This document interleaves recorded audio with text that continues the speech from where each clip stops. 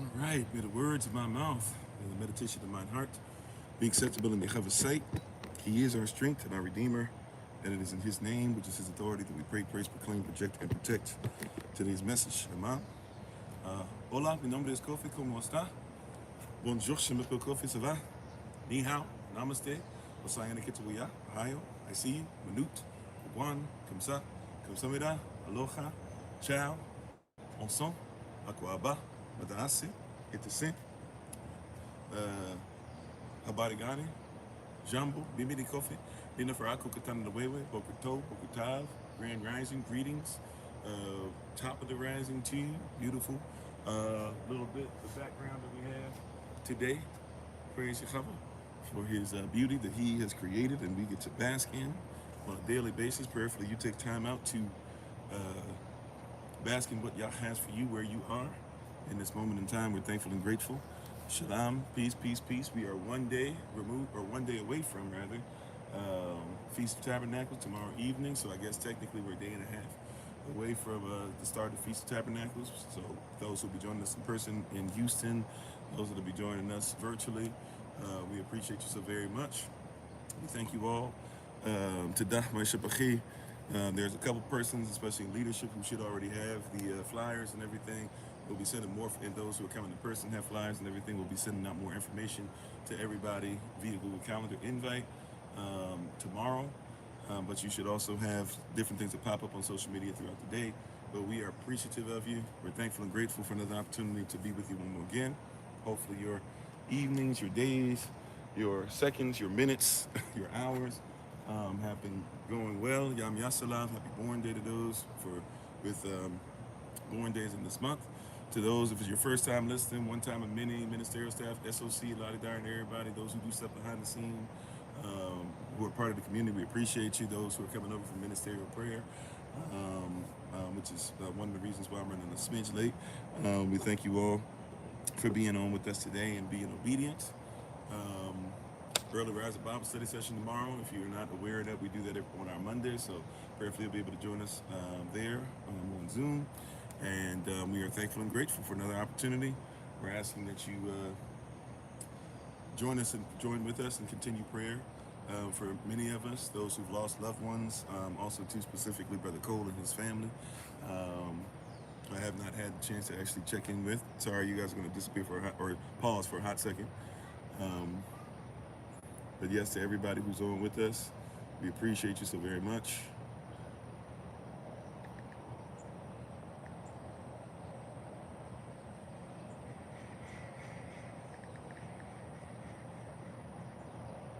Making sure I reach out to somebody right now, actually. Okay. So excuse me. But welcome, welcome, welcome. We appreciate you. As you can see, I have the sun at my back today. Don't really have a place where I could get in the shade where at least I'm allowed to be. So asking for your prayers that hopefully we don't get overheated. If we get overheated, or if you see this stuff goes down, all of a sudden might be because it's overheated. So we might have to move to another area. So if that does happen, hopefully you give us, a couple minutes, and hopefully we'll be able to be right back on. But thank you all for being on with us again. We very much so appreciate your presence, and we appreciate everybody for being on. Thank you so much for being on. We're going to go ahead and get ready to get started, continuing where we left off. We're back into the book of Leviticus. So if you'd like to go ahead and turn there, please feel more than welcome to do so.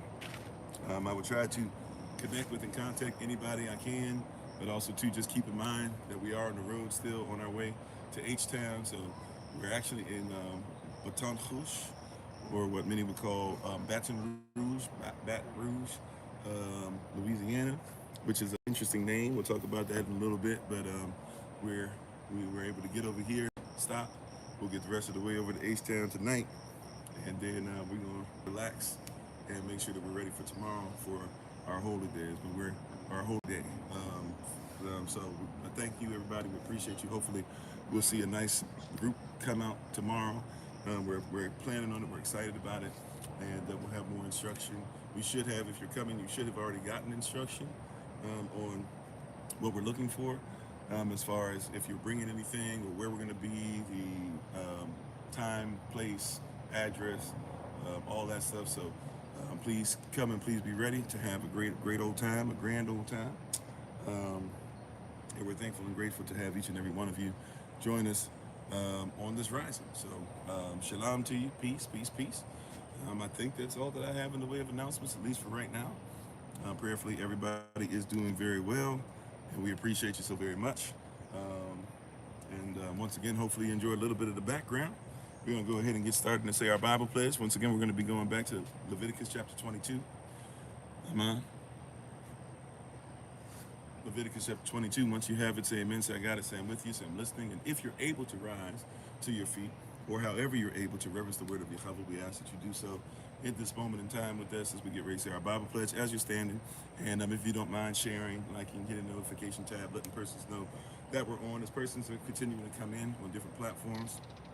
Thank you so much, and thank you for returning. Thank you for being with us one more again. We'll go ahead and say shalom to everybody real quick, and we'll get started. How's everybody doing? How you doing, Brother Alton, Brother Keith, Lord Sasso? Okay, I guess he said something. Thank you to the moderators. Thank you, Sister Beck. How you doing, Sister Beck? Is it Nastya? I'm not sure if I'm saying that correctly. We got Russia in the house. Alrighty, welcome, welcome, welcome. How you doing, Sister Dabadah? Grateful, praise Yah. How you doing, Brother Dwayne? How you doing? Oh, Big Biddy. I mean, if you just wanted to go ahead and get kicked out, I mean, we could have done that. You just say you wanted to get kicked out. That's all you had to say. Alrighty.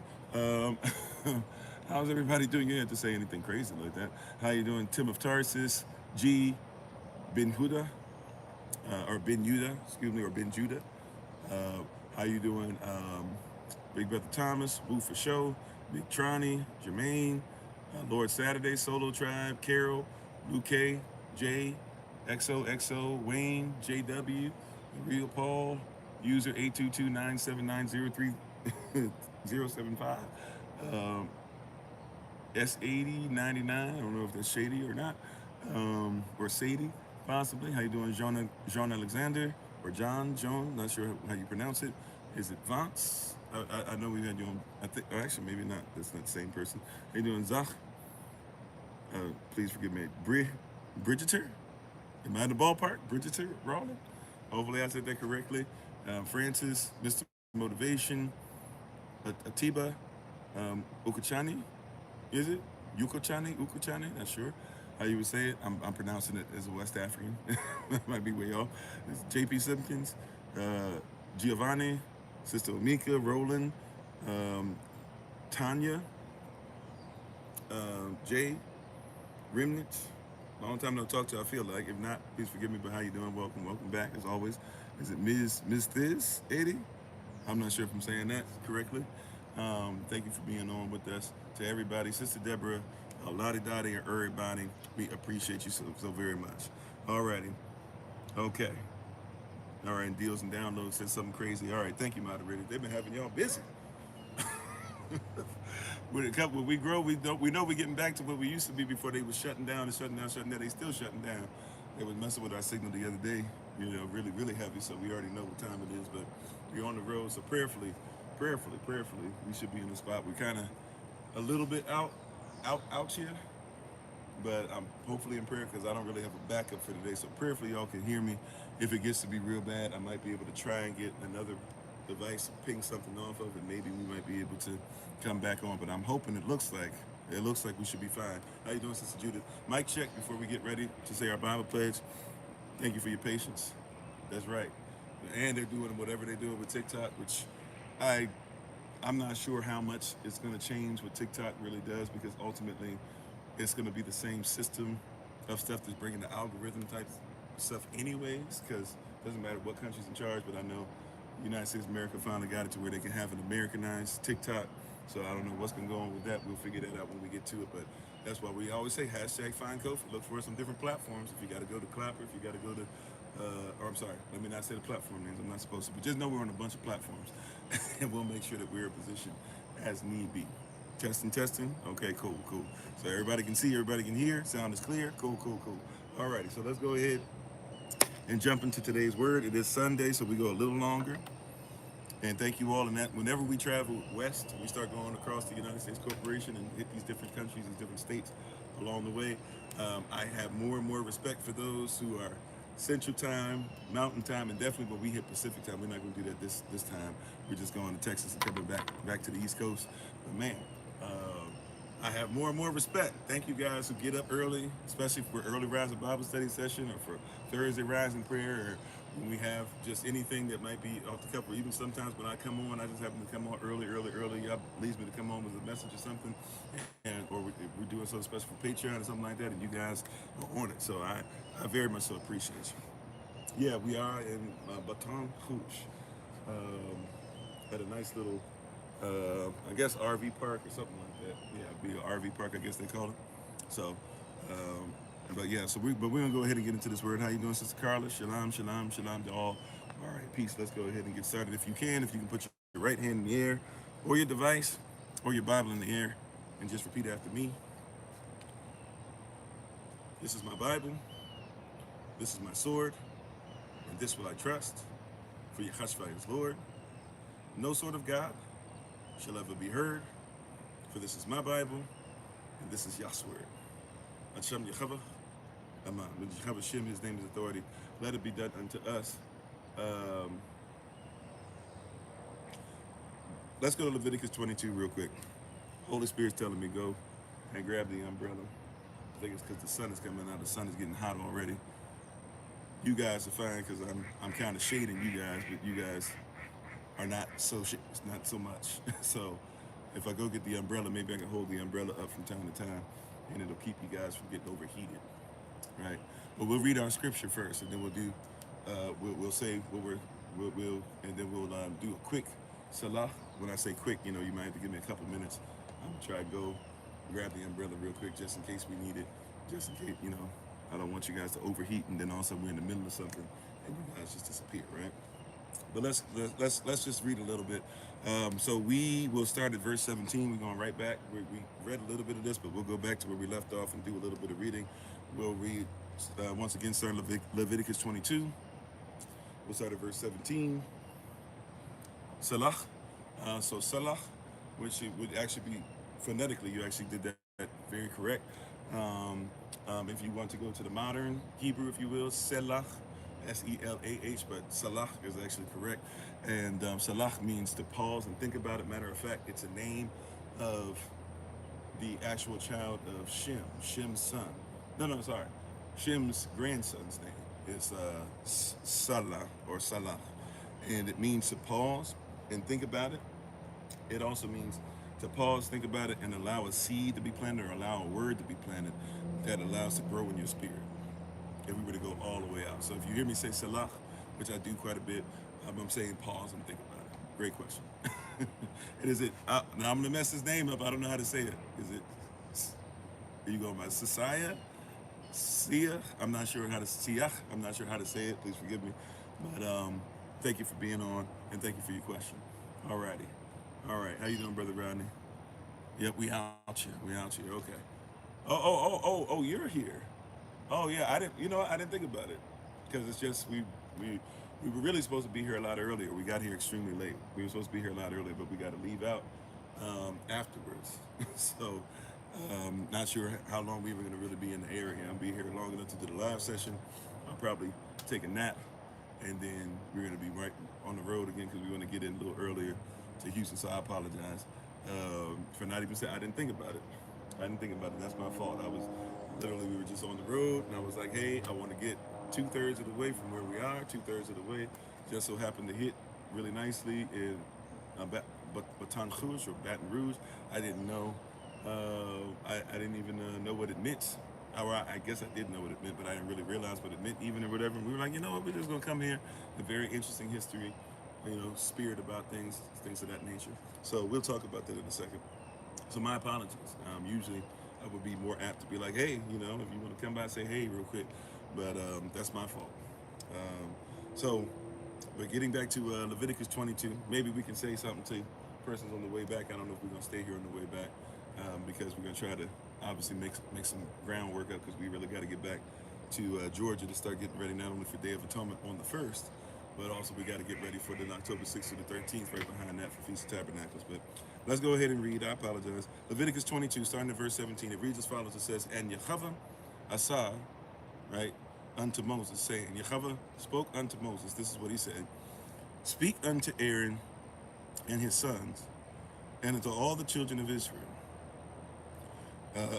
and say unto them, whatsoever he be of the house of Israel, or the strangers in Israel, that will offer his oblation for all his vows, and for his free will offerings, which they will offer unto Yehovah for a burnt offering, ye shall offer at your own your own will. Ye shall offer at your own will a male without blemish of the beeves, of the sheep, or of the goats." By the way, beeves is basically just cattle, okay? "So of the beeves and the sheep or the goats. But whatsoever hath a blemish, that shall ye not offer, for it shall not be acceptable for you. And whosoever offereth a sacrifice of peace offerings in beeves or sheep, it shall be perfect." It shall be what? It shall be perfect to be accepted. There shall be no blemish therein. "Blind, or broken, or maimed, or having wind," which is the same thing as saying that, running. So basically having wind going through period, period flow, or we learned yesterday also too can be an ulcer, right? So not just female, but even males that have some issue with bleeding. So it could be internal bleeding, external bleeding, both considered to be unclean, right? If let's see. Yeah, no blemish therein. Sorry, verse 22. "Blind, or broken, or maimed, or having wind, or scurvy." That's, those marks of you itching all over the place. "Or scabbed," right? So even scabs, it must be perfect. Even scabs. All right, I want you to catch this though. "Even scab, ye shall not offer these unto Yehovah, nor make an offering by fire of them upon the altar unto Yehovah. Either a bullock or a lamb that hath anything superfluous or lacking in his part," anything extra, any extra legs, right? Any extra bones, right? Any extra, third eye, something crazy. He's saying any of that, right? Anything superfluous or lacking in his parts, might even be missing a leg or something like that, or even a horn or anything of that nature, "that mayest thou offer for a freewill offering, but for a vow it shall not be accepted." So we have two different types of offerings here, right? If we're catching, or at least we have different types of offerings being mentioned. Free will, right? We have offering. We have if a stranger offers it up. So strangers, even if they're not considered to be the children of Israel, if they decide to start making offerings to Yah, a lot of persons don't know that persons might not even be the children of Israel and follow all the ways yet, but some persons still would make offering. Right, just like when the persons came looking for Yahshua and they found him when he was 2 years old. We'll get into that later today. But when they found him, they gave offering unto him. This is why there's frankincense. This is why there's myrrh. And these were not Israelites. These were many who had traveled, not just 3 wise men. That's something that's made up for a song, right? Because they used to try to even teach at one point that 3 shepherds were the 3 wise men. That's why in your nativity scenes, some of you only see 3 shepherds, or which is actually better, for real, because that's actually more true. And then some of you see nativity scenes where they lie to you and they put 3 shepherds and 3 wise men on the night he was born, right? But that's a changing of the story, especially for the Christmas story. And the Christmas story is obviously a lie because he wasn't born for, Sol Invictus or Saturnalia or winter solstice, right?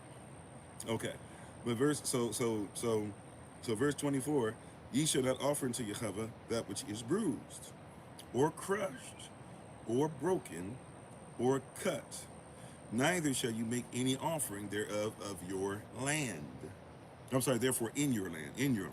So don't do it in your land. So you can't put it on the altar. Don't have it in your house. Don't have it on your land. Not just for the Levites, but all of Israel. He said, "Tell Moses and the sons of Aaron." Now remember, he said that in Leviticus 22, verse 1. He starts it off here today in Leviticus 22, 17. This is for all of us now. All right?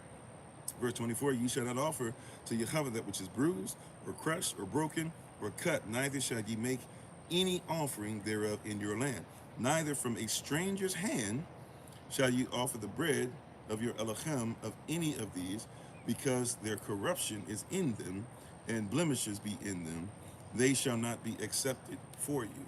So this is not just talking about the sojourner. If you remember the context of it, the context of the stranger that might be with you or visiting you and maybe learning, right, being in your house, especially the house of the Levites, they might be sojourners, right, of Levites. That's what it calls them. So the sojourners of Levites, which is, they use the same word. You will see it put in your Bible, the sojourners of Levites, and then the strangers of, but you'll see earlier that when you read it, even in your Strong's Concordance, you'll see that it's the strangers of, or you have to use the same word. It's basically sojourners, what they use for both. So if it's the sojourners of the Levites, which are strangers, sojourners, the strangers who are traveling, visiting Levites, says they cannot partake on certain things and certain holy day type of things because they are not, they could eat or drink damnation to themselves. We talked about that over and over again a few days ago, right? But we're having the same type of conversation where there's a demarcation. There are strangers who are not of you, right? And then there are strangers who are coming in and are trying to grow, right? And there are strangers who are no longer strangers because they become adopted in. Once you're adopted into the nation, you're no longer a foreigner or a stranger, you are Israel. But then there are these strangers that may come and visit. And so if they have a mind to still give Yah glory, even if they won't officially become Israel, we're not going to stop that per se, right? Not the holy day. Holy day is different. But if you're just talking about a stranger over your house, right, or a stranger comes in, they want to give an offering to the Most High, it's, a service or whatever, let's say it like this, modern times, there's a service going on, and somebody who's foreign comes in, somebody who's not of the kingdom comes in, here's the message, here's the word as a friend, maybe they're, Muslim, maybe they're Buddhist, maybe they're Christian, maybe they're whatever, right? But they come in, they don't share your viewpoint, but at the same, or they haven't become part of the nation yet. However, they do believe in the Most High and they're becoming better and greater. And they say, you know what, I want to help. I like what you're doing. I would like to help. We can still accept that offering. When it's a holy day offering, we can't give things that are for the Levites specifically, but even certain types of holy days for the Israelites, we cannot give it to you or have you just go ahead and be part of it if you're not going to be part of the kingdom, right? So it's giving us different demarcation, right? Remember, we're going into Leviticus 23 eventually, right? Where Leviticus 23 has been our main part that we've been studying through this, but Leviticus 23 is where we're headed. This is Leviticus 22 right now. So this is getting us ready for the mindset we should have when it comes to the holy days. As we've talked about, even the holy days are an extension of who we are. All right, how you doing, Sister Kimberly? Hopefully you're feeling better. Hopefully we'll see you tomorrow. So ye shall not, verse 25, neither from a stranger's hand shall you offer the bread of your Elohim of any of these, because their corruption is in them, and blemishes be in them. They shall not be accepted for you. So this is what we talk about again, where the Most High says, if you are unclean, he said it to the Levites, and he said it to the Israelites, and he even says it to the stranger. If you are unclean, if you are unlawful, if you're not doing things that are correct, you can come in and put something that affects everybody. We know about generational curses, same type of thought process. If you are doing something that's not righteous, and now you touch it, right? Like they say there's dirty money, right? They say not all money is great money, right? And that's not bad. That's not a bad way of thinking things. Because there's some money, we just don't touch it, right? Yes, the wealth of the wicked is laid up for the just, but the context of that is talking about generational wealth. If you take care of your children's children, if you take care of your children's children, your grandchildren, if you have a mindset to start using Yahweh's will, to start doing things financially to where your children's children will be set, then yes, the wealth of the wicked, right, the ones who are being wealthy off stuff, you should have a mindset to make sure that, hey, I'm going to take care of my children's children. And if so, the wealth of the wicked, all the stuff that you're seeing, Yah will make sure that he takes care of his own. They're following principles that we should be following, in other words, right?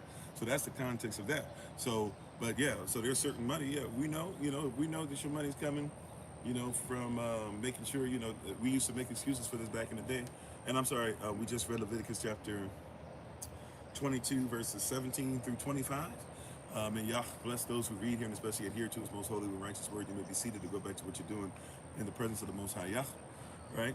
Well, go on, Audrey. How you doing? How you doing, Sister Heather? Thanks for being part of the community. And if I missed anybody while we were reading, charge to my head, not to my heart. We appreciate you all. How you doing, Minister Tracy? Well, uh, no, it's not that she cannot. It's not that she cannot show up to the holy days, Minister Tracy, right? It's about the offering, right? If something is offered up, or if there's offerings, remember so the context of it. So you being a priest, you being a preacher, right? You being a Levite. If you believe, what we believe, there's certain things that if you especially were like a high priest or high priestess, etc. But if you were a high priest or you were a high-ranking person, then there's certain things that would be set aside for you if you do the sacrifice right? And because you are a Levite, remember, Levites are not supposed to work in the field. So you would be able to have certain things that would be offered up to Yah, and then part of that is allowed to be allotted to those that can't have jobs, right? The Levites. So so your family, remember, it talks about your family could partake. However, if your child, if your daughter had married into, you had allowed them to go into persons that don't believe what you believe, and they got married, then your daughter has become one with somebody who doesn't believe what you believe. So they would have said, hey, she can't eat the stuff that's supposed to be set aside for the Levite. It's holy, right? They would say her husband couldn't eat. However, it said if she gets a divorce, right? And all of a sudden or let's say her husband passes away, it says, I think if she was a widow, right? Or divorced. So if she's a widow, let's say she's a widow, and and she comes back to her father's house, and she's in her father's house, and there's no child there to be able to take care of her, whatever. And she comes back to her father's house as what she was when she was single. Then her father, therefore, now has to make sure, as he did, as lawful, he's supposed to protect his daughter, right? So this is not saying that somebody cannot come by the holy days per se, right?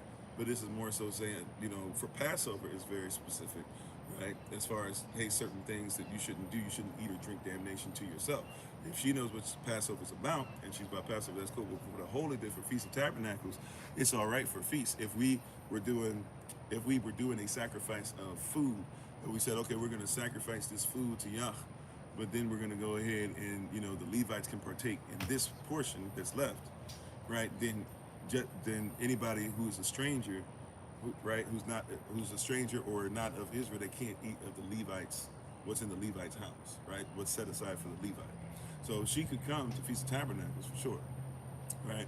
But if we had certain things, or we had certain offerings, or certain things that we offered up and said, okay, out of this offering, we're going to give it to, we give it to Yah, and then out of that, there's a certain percentage that we're allowed to give to those who are Levitical priesthood, et cetera, then we would have to say, okay, if you get this, Minister Tracy, you could not give this to your sister, right? Because this is for those who are not strangers, right? Now, if she's, right, and that's even the ones who sojourn, remember, so those who travel to see about us, to see we're cool, you can come by, you can come through the house. It's not saying we can't fellowship, but it's saying specifically for specific things, especially for what we offer up, right? That's what Leviticus 22, really all of Leviticus really is focusing on, how the Levites are supposed to make sure that offerings in Israel, right, and everything that we do lawfully is clean, lawfully, legally, lawfully, right? So we're not tripping off of, hey, she wants to come by, she can come by. And we're not going to do one, right? But if we were like, oh, we're going to do a sacrifice this year, then we could also say, hey, Levites, do you want some of the sacrifice? If you accepted the sacrifice, then we had to say, hey, those who are strangers, they cannot have this, right? But if they want to come by, they can come by, right? Hopefully that makes sense, right? Is baptism an offering? I mean, we're offering up ourselves. I think we're probably getting a little creative with that, but we are offering up ourselves. I mean, we're sacrificing ourselves, right? You go down to the old man, come up to the new. So you could think of it as in that vein, I guess. I wouldn't outright say it's an offering, right? But if somebody's getting baptized, right? If we're saying that, like if somebody's getting baptized, and if the question goes, can they come to the baptism? They can come to the baptism, sure. They can watch what's going on. Maybe they even would encourage them. Could they be baptized? Well, yes, they can be baptized if they want to be followers of the way. Like even when we had the persons that showed up before, right? You remember last year, I believe, that we had those persons that were watching, and they came through. And if you remember, I took time out and went to the side with them. And I've even sent them videos and stuff and checked on them since and made sure that they remember. And I told them, like, hey, this is who we are. We're not Christian. We believe in the Bible. We're not Christian. We're followers of the way. Yehoshua was baptized for these particular reasons. Then he was sent by Holy Spirit into the wilderness, fasted for 40 days, and then had to know the word. It is written, it is written, it is written. This is this, boom, boom. If I'm baptizing you, this is our belief system. This is where we're coming from. We're not coming from Christian values, et cetera, et cetera, et cetera, right? At that point, they're us, right? You see what I'm saying? Like, we're making it a point. Not right, and I had to go through. If they had said something, or they were like, no, I don't like that, or I don't believe that, or I don't accept that part. Okay, well, thank you so much. Then I'm not authorized to put you in, right? So you see what I'm saying? So yeah, so they can come for sure. And even if they decide to, once you're baptized, you're supposed to be baptized. Remember, baptized almost is like boot camp in a sense, or getting you ready for boot camp. It's you making a declaration as you go into the MEP station and saying, I state your name, do solemnly swear, et cetera, et cetera, et cetera, right? Right? That baptism is your oath, right? Even our brother. Sorry, brother, I'm forgetting your name right now. I'm trying to say John. I know that's not right. But over in Puerto Rico, Alex. Well, that's not his full name. Alexander, maybe Alexander. But he came over and got baptized for the second baptism we did. Right. So yes. So persons can come for sure, but we're talking about if something was offered up. Right, there's certain things that are offered up that are supposed to be for the family, because as we say, as much as we try to tell everybody, the Bible is not, as much as persons don't like when I say this, it's the truth. The Bible is not written to or for everybody. It's written for those that believe. Okay? So it's written for a family. It's written for a kingdom. It's written for Israel. It's written for those who are grafted in. We are one. If you are one with Yah, then Christ is your head. You're part of the same body. So what happens to the body happens to you. If you're not part of the body, then what happens to the body it is excluded. It's not because it's not even because we would hate you or whatever. It's like if I eat something, right, and Minister Tracy eats something, it means that my body experiences the food. If we eat the same food, if it's in my body and if it's in Minister Tracy's body, we're going to experience the food. Even if we like it, we both like it, we'll experience it in two different bodies. It's not even a hatred thing at that point. It's just the way it works. If we're two nations, we're going to experience. We can have the same word. Like a lot of persons going to go to church today, and they're going to get sermons preached. You're going to have a whole bunch of persons sitting in the pews, and you would be surprised if you ask 100 person in the pews today at the same church, same message, same preacher, same pastor, same musics, same praise and worship, same prayer service, prayer circle, etc. You'd be surprised at the end. You ask, hey, what happened with that? What did you get out the message? And you were to come through and like ask persons one by one rather than having it where everybody feels peer pressure to have to say the same thing. You'd be surprised how many persons are getting the same message, and some of them are getting something way whacked out or something out of control even. Right? How you doing, Brother Jay? And thank y'all once again for sharing, being with us, hitting the notification tab, sharing, subscribing, all that great stuff. If you give any kind of donation as well, we thank you so much. Getting ready for tomorrow, which is Feast of Trumpets. So we're excited about that. And if you're going to join us, if you're going to join up with somebody else in your area for it, feel free to go ahead and do so in fellowship and feast. If you're joining up with us physically, feel free to come on in. But yeah, so we're excited. We're thankful. We're grateful. Since tomorrow is the Feast of Trumpets, we will not have our meeting on Monday. We'll probably have to move it to Tuesday. We'll probably have to do a Tuesday and Wednesday meeting or something like that next week instead of a Monday, Wednesday meeting for our meeting for the Feast of Tabernacles that we've been having regularly. But there will be no meeting tomorrow evening, since tomorrow evening is the Feast of Trumpets, Holy Days, Trump all, right? How you doing, Tommy? Is it Tommy Tosh, probably Natasha. I'm not sure. Thank you for being on with us. We appreciate you. How you doing? Into the deep. Shalom, peace. Into the deep. And if Alilu is on, Allison is on. Shalom, peace. How you doing, Edwin? Welcome, Edwin Rodriguez. Gracias por tu presencia. Siempre. How you doing? Utensil music. Is it Ward? It's foods to go. I hope I'm saying that close to what it is. Welcome on. Thank you for being part of the community. I'm probably not. But yeah, so that's what we're talking about with that. So it's not saying that one cannot come to the holy day if there's sacrifice, if there's an offering given, right, of any kind really. But we're focused on food here, food, bread, meat offering, which also can be grain offering. If there's an offering given, it's my pleasure, thank you. So if there's an offering given, the offering, part of the offering is given, is set aside for Levites, and the Levites, when they receive it, they, okay, all right. And so, excuse me. And so, if there's a, what was I going to say? Sorry. So if there's so if there's an offering giving and something is set aside for the Levites or the priests, then we have to make it a point to say, hey, or we don't even have to make it a point. The law says, if somebody is a stranger, as in they're not one who is with us all the way yet, there are certain things that they cannot be permitted to partake in. That's it. Right? Which, by the way, would be same thing like if, for those of you, it's not supposed to be communion, it's supposed to be Passover. There's only 2 times during the year you're supposed to do Passover. Nevertheless, a whole bunch of persons do communion. There's no such thing as a communion scripture, right? It's only Passover. That being said, when persons do communion, if somebody comes in, what do they teach you? Hey, if somebody comes in and they take communion, they have to be somebody who is at least saved, on their way to being baptized. They don't necessarily have to be part of the assembly, but they have to be a believer. If they're not a believer, then they tell you that they eat or drink damnation to themselves. And they're messing with the words. I'm just saying, as far as the context, right? The context is still the same, if that makes sense. Alrighty. So, if you guys would allow, I know we just kind of got into this, but if you would allow, and if you want to take a little break and come back, if you could give me, I hope no more than, I'm not sure, but it looks like no more than maybe 2.5 minutes journey. I'm gonna go and walk over. I'm gonna go. I actually, sorry. Let me pray.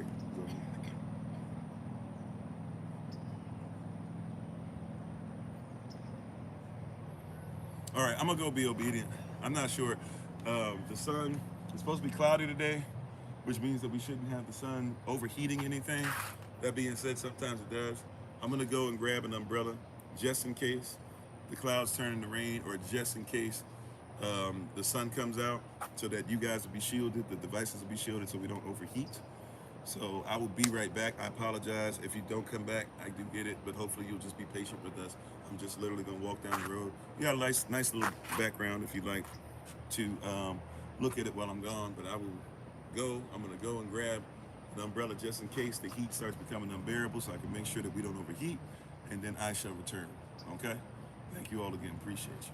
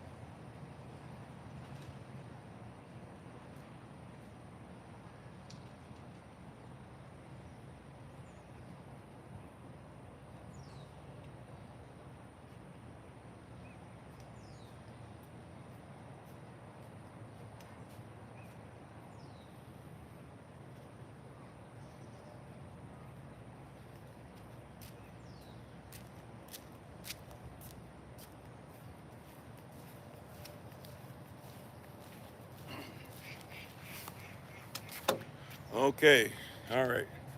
Excuse my absence for a little bit. Hopefully it wasn't too long. And thank you everybody who hung in there. I'm back now. So we're going to continue. So today, um, as we got back into Leviticus 22, we read Leviticus chapter 22 verses, Leviticus chapter 22 verses 17 through 25. And as we read, we got some information. How you doing, Kenneth, and everybody who's come on since I've been gone? How you doing, Brother Jermaine? Thank you, moderators. They're putting you to work again. Shalom, shalom, peace, peace, peace. So when we speak on these different things, contextually, right? When we're speaking contextually correctly, contextually correctly, whatever. We are today really focusing in and kind of honing in on separation, especially with offering and cleanness. If you notice with these sacrifices, with these offerings, cleanliness. And remember, on these holy days are when we're offering ourselves up, but also we're offering, we're offering up obviously things to the Most High. Everything that we do, we want to be clean, to be lawful. Even that term, 2 Timothy chapter 4, some of you may or may not know about it. 2 Timothy chapter 4 deals with the, 2 Timothy chapter 4, where it says sound doctrine. That word in the Greek is not sound like you guys think, like tough or relatable or something that is, unfallible, although it should be. But sound is actually the word in Greek, hygienikos. Hygienikos meaning hygienic meaning clean. So that's even the Greek attempt, right, of trying to give you a Hebrew context, saying that, hey, when we give doctrine, or the word doctrine really just refers to instruction. When we give instruction, the instruction should be what? Should be clean, lawful. It shouldn't have our ways or our flesh upon it, right? Remember, even Paul talks about in, Paul talks about in Romans chapter 7, that the law was always spiritual. The law was always holy, right? The commandments are holy. They're righteous. They're of right, lawful standing. The problem is that when we made it the law of sin, or we sometimes call it here the law of the flesh to make it make sense a little bit more, but the law of sin, we put our flesh or our thought process, our belief on what the Most High have had, right? And so a lot of us, when we talk about the law today, we're talking about the law of what we want, rather than what Yahweh, the lawgiver, the lawmaker, the maker of heaven and earth, had initially said is supposed to be, what we're supposed to be doing. So we want to make sure it's not the law of the flesh, but the law of the spirit. Everything that we get came from the spirit, right? So a lot of persons don't catch this. So when you're talking about, a lot of persons have this really non-contextual context, conversation concerning law, right? If somebody's talking about the law, you're talking about something that, like, it's not just Mosaic law. Law is anything, because we're talking about the kingdom. And I'm sorry, who else was, somebody just came on? I apologize. I saw somebody on here for a second. Tajmar, how does one touch the plane of inertia? I'm gonna be honest. If you're not talking about spelling it a different way, I'm not even sure what we're talking about. I'm gonna be honest with you. I've heard, but I've never studied. You have to give me a little bit more. Maybe I'll be able to catch on in a second, but we're kind of focused on something else today. How you doing, Firebird? Thanks for being part of the community. Yeah, the plane of inertia, right? Okay. Well, the plane of momentum, all right? Something that's in momentum, which is, like I'm gonna say, something I still haven't really studied. I'm aware of kind of sort of the concept of it, but I'm not ready to talk about that. That being said, what we're focused on today in cleanliness, law, offering, sacrifice, holy days, right? Which is our focus for today. When we're speaking on these things, we have to realize and recognize very, very, very quickly, if we're going to make this work the way that Yahweh wants it to work and you want this to manifest properly in your life, that law is anything a king decrees. If you're talking about a kingdom. In a kingdom, whatever the king says goes. How you doing, Sister Snap and family? Praying for you. Hopefully all is still well, right? A law is anything that a king decrees. Anything that a king says is law. Now, a lot of you are anti-kingdom. And can I just show you real quick when I say a lot of you are anti-kingdom? I'm here to tell you, if you are a not even a capitalist, a modern capitalist, but let's just say if you are somebody who is into voting, you are anti-kingdom. And if you believe that Christ is king, by the way, being anti-kingdom is bad, because if Christ is your king and you're anti how kingdoms work, then you're anti-Christ. right?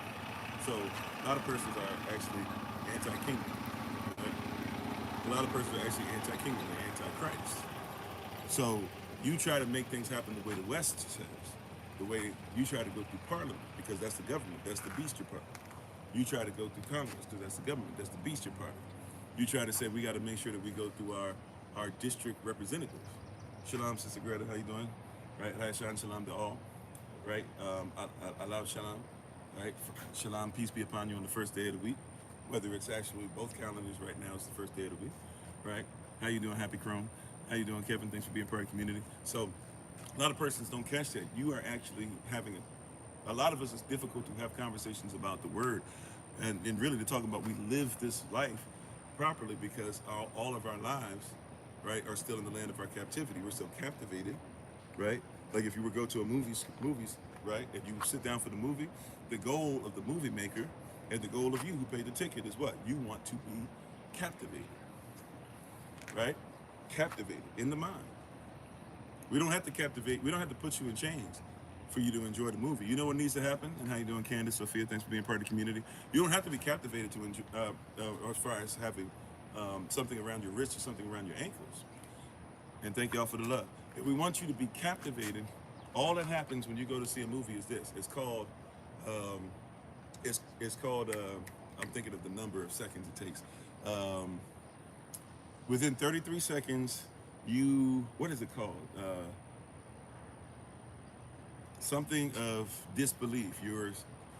I'm not saying it properly. Something disbelief. You have to get rid of your disbelief, right? You have to get rid of, hey, this is a movie in order to enjoy it, right? If you're gonna go and watch Fast and the Furious, we'll call that, kind of a dumb job. Thank you, suspension of disbelief. Thank you, you gotta suspend your disbelief. So if I go watch a movie, they know that they have to get me on board within, and usually the average person, this will happen in about 33 seconds. How you doing, double OG, triple OG, right? A lot of persons will miss, or will go to a movie, and they realize, like if you're going to see Fast and the Furious, you have to dismiss a lot of logic, right? And you have to go, hey, there's gonna be cars jumping out of buildings, right? There's gonna be cars coming out of planes and being able to land and start going. There's gonna be cars that are gonna be pulling a safe, right? We know that there has to be a vehicle inside the safe, and the safe has to be hollowed out, and it can't be that heavy, right? We know it's not real, but in order to enjoy the movie, I have to make up my mind to say that I will go for something that I know is artificial, right? Right? I can't. If I'm gonna watch Toy Story and enjoy it, you can't enjoy Toy Story if you don't say, hey, toys are alive. Even if once you turn off the movie, you say, okay, I'm done being in the suspension of disbelief. Problem is, though, once I've said, hey, I'll go ahead and do it, I have to realize that whatever I watch is going to have an effect, right? Exactly. And how you doing, Linda? So if I'm going to suspend my disbelief, right, then I can enjoy what's on the screen. Well, same thing. Many of you have suspended the disbelief that a kingdom can be righteous, because the only way that you can have this, right, the only way that you can be in the capitalism of the United States Corporation, of the Corporation of London, the Corporation of the United Kingdom, those are both corporations, by the way, the Commonwealth of Virginia, which means the Kingdom of Virginia, and all of them. The only way you're going to have those things happen is you have, right, the Commonwealth of South Africa, Nigeria is a corporation. It used to belong to another corporation who sold it there. Hawaii was taken over by the Dole Plantation, or the Dole Corporation. Dole Corporation, and they signed it away with help with the FBI, or sorry, with the CIA, or no, not CIA. Well, with the help, maybe it was the Bureau of Investigation, I can't recall at the moment, but they, with the help, and then sold it off to America, right? Russia is a corporation, China is a corporation, these are corporations, right? The same way Amazon is a corporation. That's why Amazon has persons now living in Amazon apartments, right? Working in Amazon warehouses, getting just enough to be able to pay those bills and do nothing more to make sure that they're working 60, 70, 80-hour weeks, right? This is a corporation. These things you call countries, they are corporations, right? So you have lived in artificial governments for so long that you have suspended your disbelief, because to believe that, and look, I don't care who your president is. I really don't. I don't care if you say, not my president about Trump. If you say he is your president. I don't care if you said, not my president about Biden. I don't care if you said it about Trump the first time, Obama, Bush, Clinton, Bush, Reagan, Carter, whomever. right? All of them are part of a fictitious entity because a corporation is a fictitious entity. Okay? Right? We got to start there. How you doing, Sister Shirley? How you doing, Brother Craig? Hopefully we'll see you tomorrow. Right? So there's a fictitious entity. Right? Well, Yam Yasalah. Right? Yam Yasalah to you. Happy born day. So there's a fictitious entity.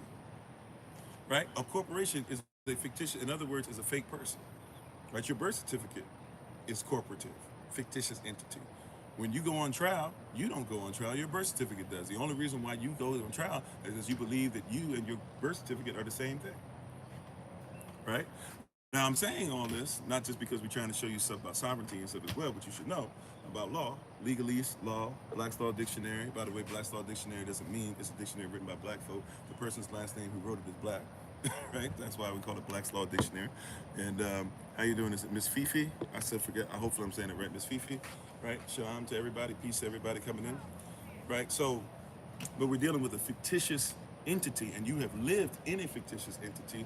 And in order to live in a fictitious entity, to be in the fictitious entity, a lot of you have become of the fictitious entity. So you have learned to suspend your disbelief to live in it. Problem is unlike the movies, right? Unlike the movies, the problem is that you walk out the movie after hour and a half, 2 hours, 3 hours, sometimes crazy 4 hours, but you can at least walk out, right? Problem here is that many of you don't ever walk out. You live in this fictitious entity, right? And so are your churches. When you go to your churches today, by the way, those of you who know what I'm talking about, you know what I mean by this. Some of you, when you go to your churches today, they'll have that American flag, which is wild because you're supposed to be private, not public, and you're supposed to be at the kingdom, right? So that doesn't supersede. But your patriotism, so-called patriotism, the system for these patriots is so messed up that you're actually not only going to just have a United States flag, many of you will have a United States, especially if you're in a military church, but even a lot of just churches have it today, and you don't know what it is. You'll see an American flag with gold fringes around, right? And when you see, and how you doing, Brother Cole? Hopefully all is going well or going better. At least I'm not sure what's going on, but we were praying for you this rising.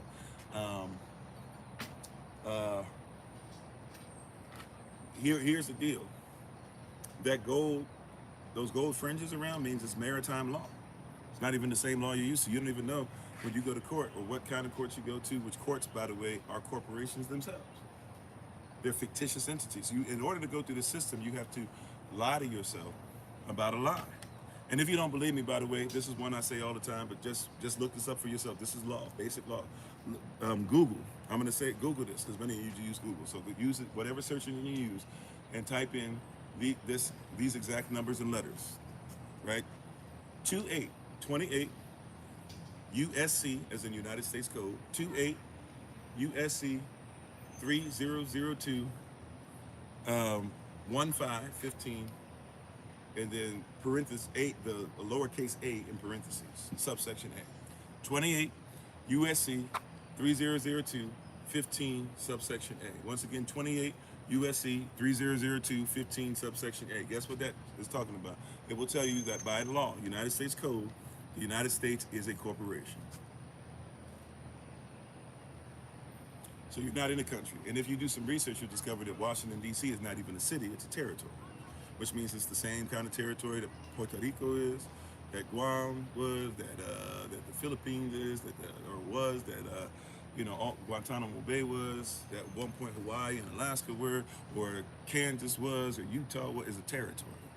And the territory is just a fancy way of saying a colony. That's right, bold servant. The Satan is here to try to fool even the very elect. Because many persons who swear how elected they are don't believe in law.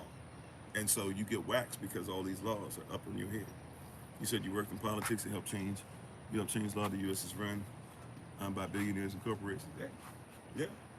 That's ultimately what it is. It's a corporation itself.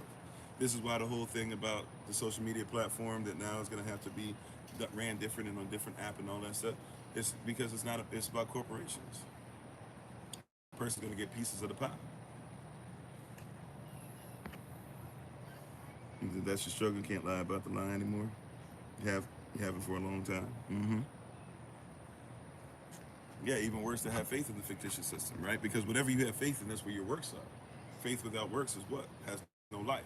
So if you live in any kind of life, fictitious or otherwise, we got to figure out what you have faith in, because your faith is what's going to lead you as far as how you work. Right? This is just truth. This is just reality, right? You said yes, most attorneys don't know. Yeah. Matter of fact, when you study law, what you'll discover is many attorneys do not even know. For like they'll tell you until they've gone through like their first 5 to 6 years. Many attorneys have no clue how law works. They'll tell you straight up, like they're just going through. They're usually working for somebody else. They're working in somebody's office as they start really going in. Not talking about when they started their education. I'm talking about once they actually are licensed, right? Because they have to be licensed, just like a preacher has to be licensed, and both are licensed by the state or the government. They're not licensed by the Most High, right? And a lot of so-called ordained persons don't get that. In order for you to be ordained, you have to be licensed by the state, by the country you're in, whether it's fictitious or the actual real version of it, right? So I'm saying all that to say that there's separation involved. Remember, we read today Leviticus 22, verses 17 to 25. There's some separation. Now, I'm in a place, I had mentioned this earlier, but I'm in a place en le français, Baton Rouge, right? Or what we call Baton Rouge, or Baton Rouge, right? Baton Rouge, but Baton Rouge. You guys know what a baton is, believe it or not, because you speak a lot of French. A lot of persons who keep saying, we don't like the French, we don't like this, and blah, blah, blah. You speak more French than what you know, because the persons who eventually took over, the Tudors, King Henry VIII, Plantagenet, and one other group that are the first three, or really in the same persons that are on the throne, or this Normandy or Normandic or French royalty, right? But I'm in a place called Baton Rouge, or Baton Rouge. In Baton Rouge, baton is a stick. You guys know that, right? From races, right? You have to pass the baton. What is the baton? The baton is a stick. If you don't pass the baton correctly, right, in a relay race, you get disqualified. So you guys know what a baton is. A baton just means a stick. Rouge, or rouge, just means red, right? Y'all might not know about Baton Rouge, but you know about Moulin Rouge, right? Right? All right, you know about that. Get your yaya and all that. Free your lady marmalade, right? So I'm in a place called Baton Rouge, or Baton Rouge, and basically, it just means red stick, right? Or stick red, if we were speaking French properly. But it means red stick. Now, red stick. The reason why that's important, and why we're talking about it even today, and praise y'all for even having us come here today. Like I said, I wasn't even expecting it per se. It just worked out this way. So the reason we are here, or I'm sorry, not the reason we're here. We're here to rest before we pick up and finish the rest of the trip. But the reason this place is called that is because the place where there's these red sticks, right, is the boundary. It was the boundary from where the Native Americans were on one side and the so-called Americans were on the other. Remember, by the same Black's Law Dictionary we're talking about, by the same definition, original definitions, we wrestle, right? We wrestle not against flesh and blood, but against principalities, it's the origin of things. Law first mentioned. So originally American means a copper-colored person indigenous to the Americas. It wasn't until somebody else said, you know what?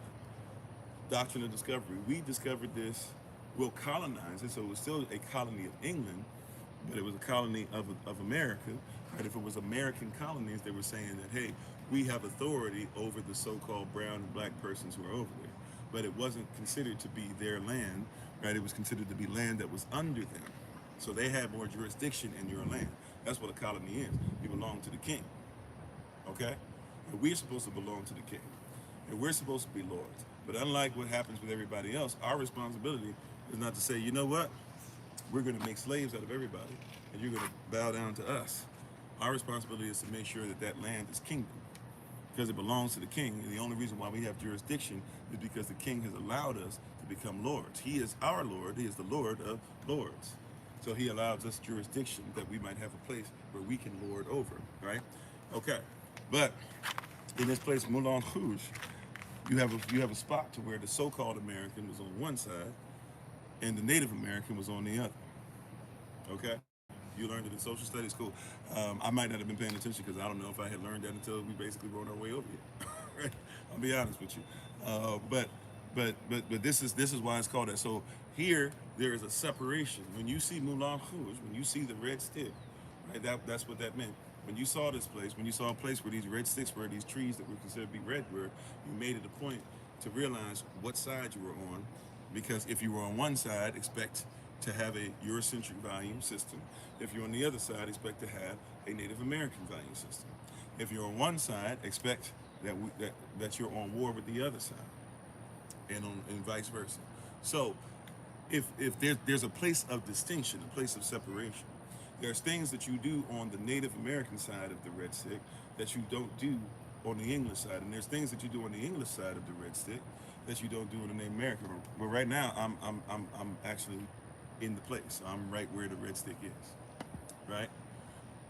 I'm like John in John chapter 12, 1 foot. Well, John chapter 12, verse 18, which many of your Bibles don't even have verse 18. But John 12, 18 and John 13, 1, where 1 foot is in the water and 1 foot is in the sea. Or is 1 foot is 1 foot is in the water and 1 foot is on the land, and I'm able to see it from the perspective of both. That's where I am right now. Right? Right? What originally belonged, to us. Many places that were swamp areas, even around this area, to where they couldn't even find so-called Native Americans. Right? But where we are, right? As far as a nation, a holy nation, a peculiar people, a chosen generation, right? I'm missing one. Sorry. Holy nation, peculiar people, chosen generation, royal priesthood, right? And we are supposed to have distinction. There's supposed to be separation between us and the world. We're supposed to be at enmity with the world. Oh, okay. Thank you, moderators. I didn't even see that. Right? We are at enmity with the world. And thank y'all for the love.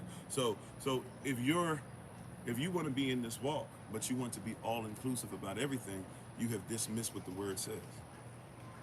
Somebody asked a question, might have been yesterday. They said, why is it, and I don't know if they were trying to get us caught up on something, but they tried to hit us with why does the Messiah say, why does Yehoshua say, why does the Christ say you must hate your mother and father and love him? Well, the context is that if you love anything outside the kingdom more than you love the kingdom, right?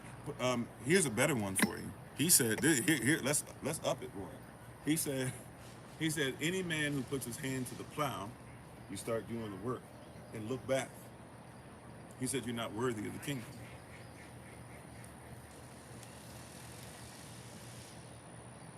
What's slavery? To say that I should love the kingdom before I love evil? If you want to call that slavery, I mean, heck, they made sure that they told us that we were supposed to keep serving. They still tell y'all they still tell you that you're supposed to go ahead and love America more than you love the Most High. Matter of fact, they say that you should love white and black more than you love humanity. That's the place you live. That's what it's built on. So, if you'll take that, then you're not ready for this. Because where I'm from, I'm supposed to make sure that I fight on behalf of humanity. I focus on home first. But I speak out against wickedness and foolishness, against men, against women, against children, against black, against white. Any kind of foolishness like that, we speak out against it. So if you think that that's slavery, that's because you yourself are enslaved mentally. If you think that something that says, hey, don't allow your mother and father, right? See, because here's the context. If your mother and father are out here doing crazy work, right? Let's make it live. If your mother and father are out here, right, saying, I hate all black people. I don't care if they're black or white. Black people hate black people too. So I hate all black people. I hate all black people. I hate all black people. Or they out here, I hate all white people. I hate all white people. And you say, why? Just because. If you don't denounce it, then you're just as bad as they are. But if you would denounce it and get better, then you'd be better. Right? My grandfather had some issues. Some of which because, he was I'm a veteran as well, but he was a veteran, Korean War, came home, not the same, very abusive, did a lot of different things or whatever. There's some things that I notice in him. And if somebody says that he did it, I don't go, well, everybody was abusive. I say, no, that was abuse. And I can be better. Y'all are right. I wasn't born when he was doing those things. And even though he's nice to me now, and I can't remember my grandfather ever being bad, because by the time I really could understand who he was old, he was dealing with diabetes, he would smile all day in the corner of the chair. But man, anybody that was growing up around him, woo, they had some tough times. He was real nice to me though. He smiled, he hugged me.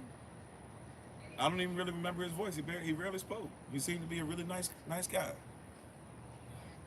But come to find out some things, and then come to find out when I started getting older, because I had persons who were the generation in between who were showing us some of these things too. I started realizing, you know what? Either I'm going to break the curse or I'm going to continue. So I began to say, you know what? Maybe I should go ahead and say, that's not cool.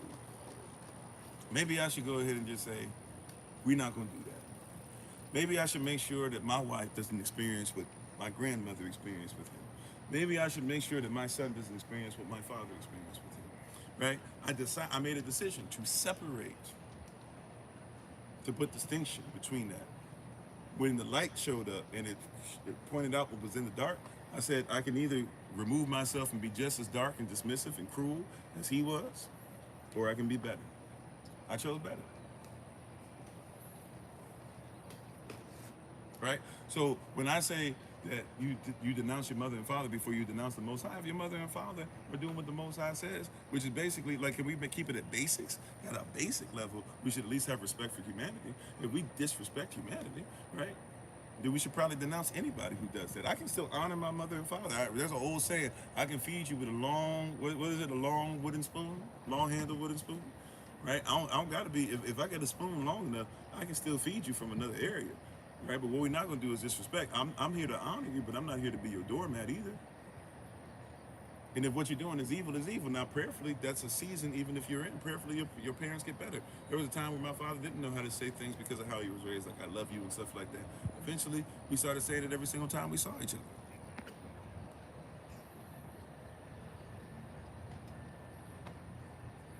You should worship as an inward projection, as far as what you say. But in a sense, sure, because I believe that I worship something that's in all and around all, right? Even if you know about Genesis 28, you probably might see when you say these things or whatever, you have to make sure. And look, apologetically, some of what you're saying is sound, but some is kind of like, I want to be careful because I don't think that you are necessarily this, but it's kind of giving off a little bit of Dunning-Kruger, because what goes on is that you're talking about something from a context and probably from a Christian perspective, right? And you're using terms like worship, you probably use terms to describe it like God and stuff. Well, that's a very Germanic perspective. The persons who wrote the Bible were not Germanic. They were not Visigothic. They're not Gullic. So you have to even think about it. They're not romantic. The mixing of iron and clay, the mixing of the Hebraic thought process and the romantic thought process is where you guys get a lot of stuff now. And even that is hindered by the fact that, right, everybody keeps talking about being multicultural, but this stuff was not multicultural. Persons got to keep their culture. There was one culture. There was supposed to be one way. And we're busy saying all these things. See, we're not separate. And I'm not trying to be dismissed. Look, for example, we don't believe in homosexuality. That being said, if there's a homosexual person, right, or LGBTQ plus, whatever it is that you are, standing next to me, does it mean that I disrespect your humanity? No. Does it mean I even have to bring it up? No. Does it mean I can't shake your hand? No. Does it mean that does it mean that if you're hungry, I wouldn't feed you? No. Does it mean that, that I might never, that I wouldn't invite you to something, to a service? No. It just means that we have different cultures. And so if I were to walk into your culture, if I were to go, I want to go where I'm led, but let's say, for whatever reason, I end up at a pride parade. I'm not going to be the dude who walks to the pride parade, right, picks his Bible up and says, all of y'all are heathens. Because it's not even my culture. It's not even for me. right? I mean, respect. That's how you respect. See, you're bringing in stuff that ain't got nothing to do with me. It's like when somebody says, "Oh, you're an Israelite, huh? Well, you're an Israelite, so you support Palestine." I don't support anybody who offs children. And by the way, they're not even the persons, because if you know what happened in the 1960s with Egypt, he told you straight up, they're not even the people that you think they are. Neither are the Palestinians, if we be honest about it. And we don't want to talk about the ones who actually legit live there and have still the paperwork saying that they live there. We don't care about that, though, because you only look at through the prism of white, black, right, left, Democrat, Republican, communist, Marxist, whatever. None of that has to do anything with me or my people.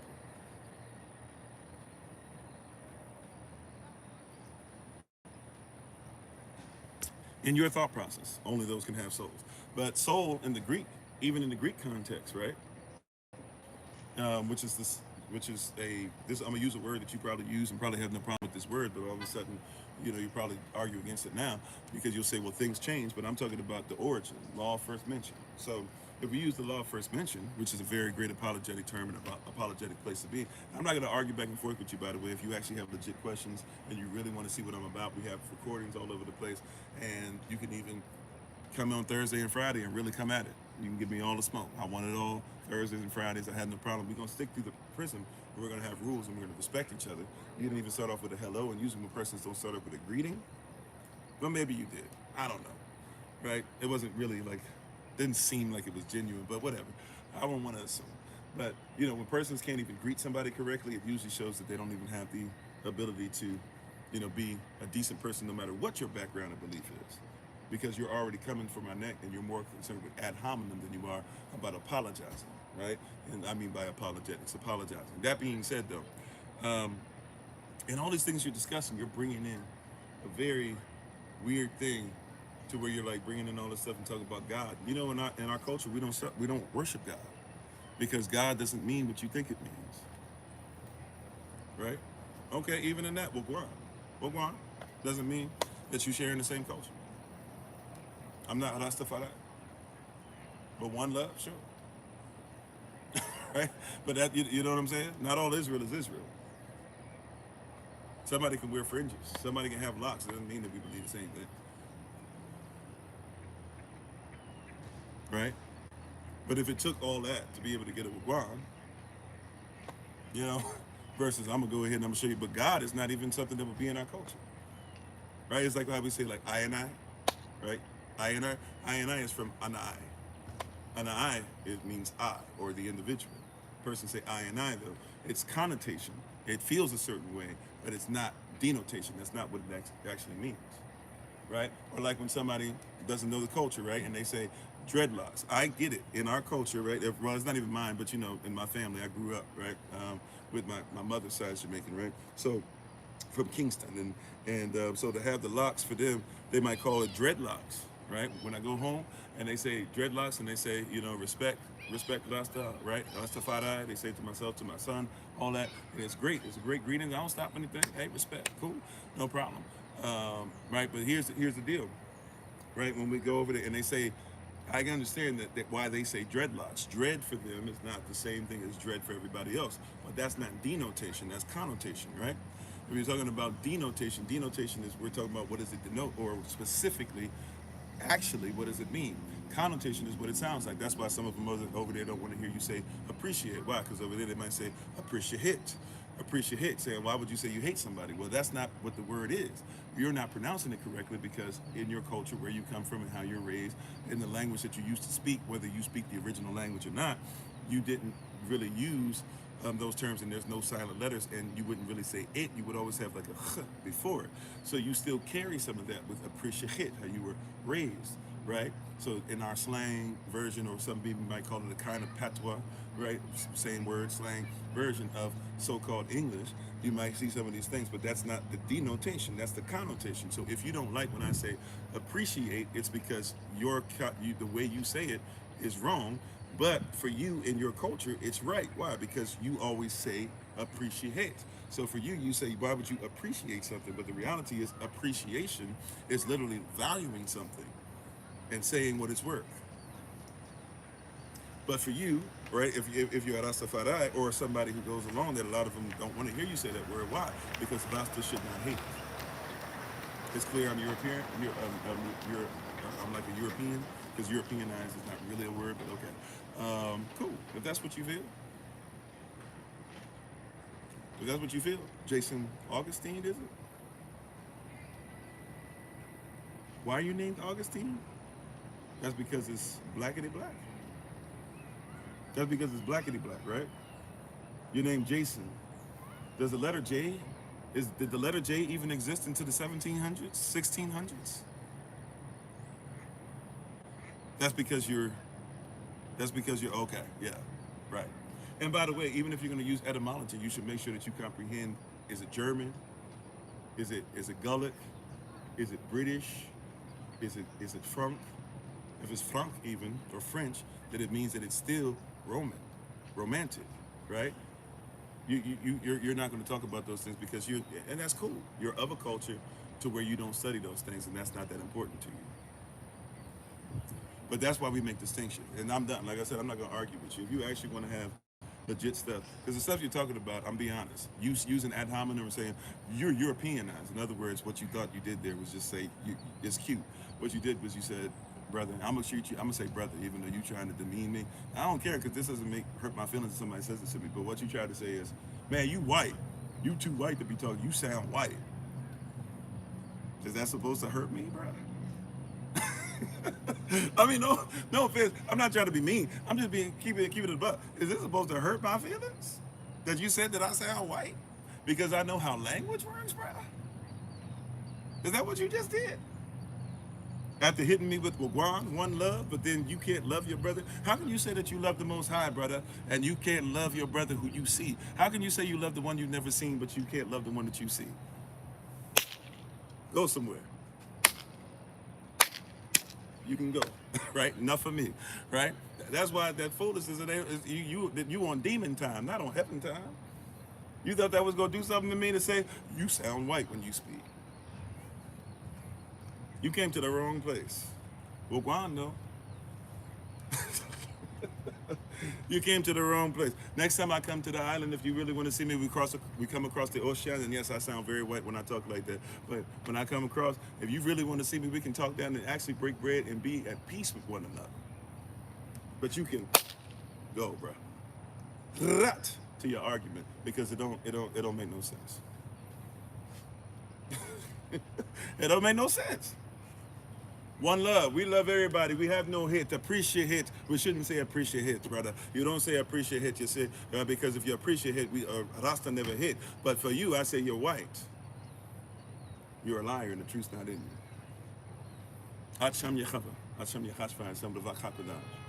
Whereas you would probably say, in the name of El Salasa. Take that to the bank. Run till that. How you doing, Sister Casey? Right? So anyways, right? So anyways, well, we had this conversation, right?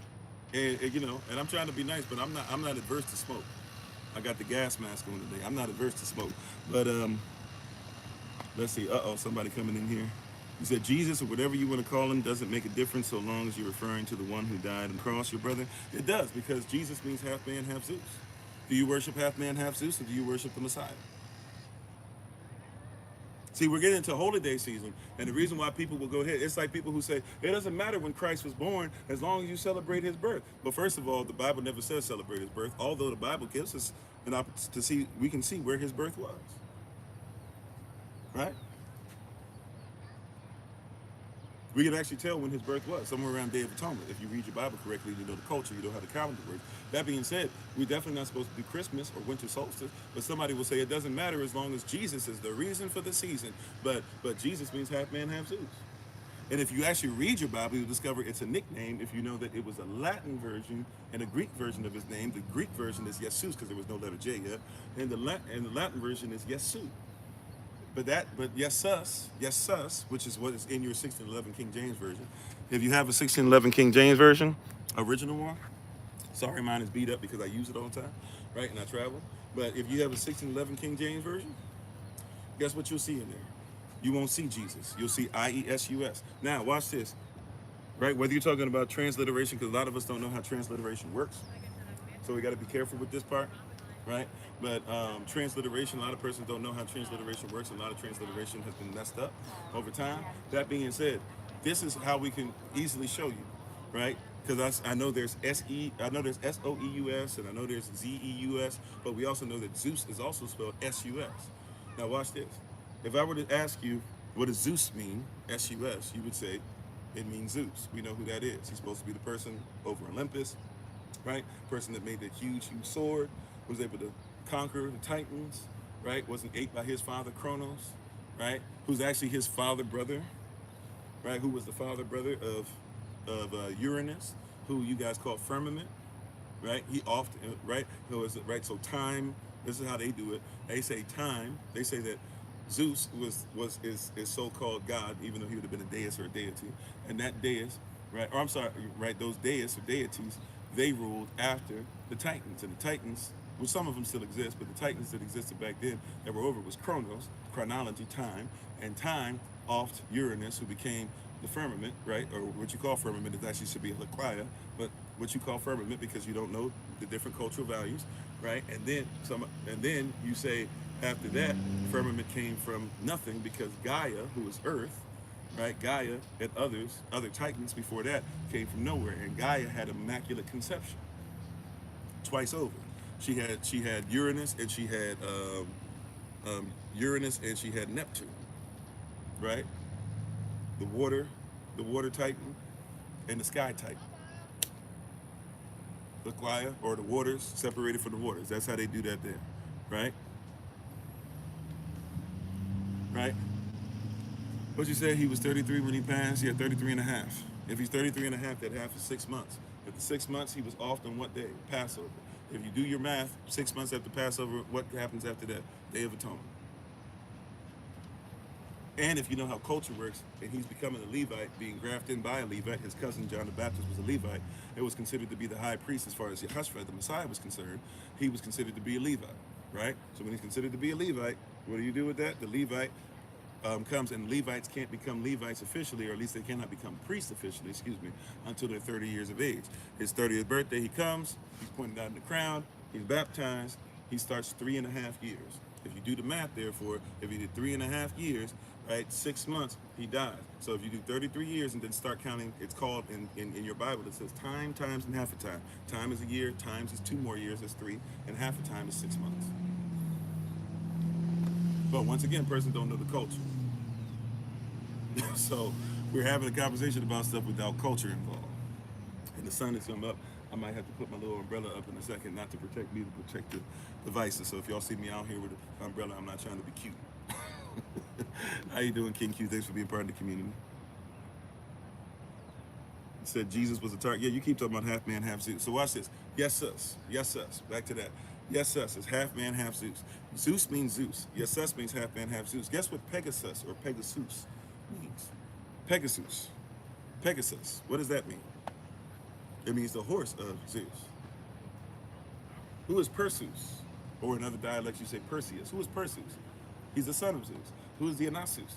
He's the son of Zeus. He was Dionysus. She's the daughter of Zeus. Yes, we know what Sus means, especially in the Greek connotation or in the Greek denotation. So we know what it means. How is it that you get to Jesus in the Greek?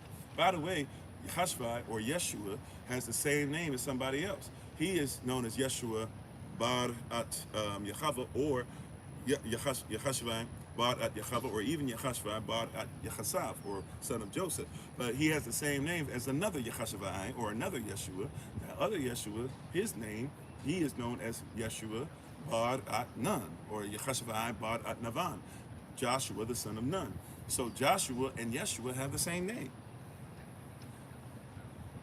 So how is it in the so-called Greek or in the so-called English, you guys can say Joshua's name correctly here, but then there's another person named Joshua, and if you get it, just like he's the second Adam, he also is the second Joshua, because Moses could get us only so far, not because the law was stopping us, but because Moses was not obedient to it, right? But Joshua comes along and is completely obedient to it and takes what Moses did and takes us into the promised land to keep the same law and to get the same promises that were promised to us. Here comes Joshua, right? Son of Joseph, or Joshua, son of Yehovah, or son of Yahuwah, son of Yahweh, son of Yahweh, etc. here comes Joshua, and Joshua, right? So it should be Joshua the Christ. You should ask yourself, why are they lying to you and saying that it's Jesus here or Jesus here, but it's Joshua there? They had the same name. So you should ask yourself that. But nevertheless, right? Why do they call him half man, half Zeus? Why do you still fight for the name half man, half Zeus? It's because there's no separation. See, the holy days are hard for persons to take on, not only because a lot of persons like being lawless, which is what the word iniquity means. If you're shaping in iniquity, you're shaping in lawlessness, right? To also be shaping in iniquity, it means to be shaping in achival. Achival is a word that you get the word evil from. How you doing, herring? Is it herringbone? Thanks for being part of the community. See, so a lot of persons don't want to recognize that and talk about that. If you're talking about anything having to do with evil, you're talking about iniquity. Iniquity is to be on the opposite side of the law. You're shaped by being on the opposite side. That's why the children of the devil, yes, he has children too, and the children of the devil are at enmity with the children of the Most High. How you doing, Sister Mavis? You said it's funny they created a romantic person named Jesus, made him look a certain way, and when you question his name or color, all of a sudden his name and color don't matter. That's facts too.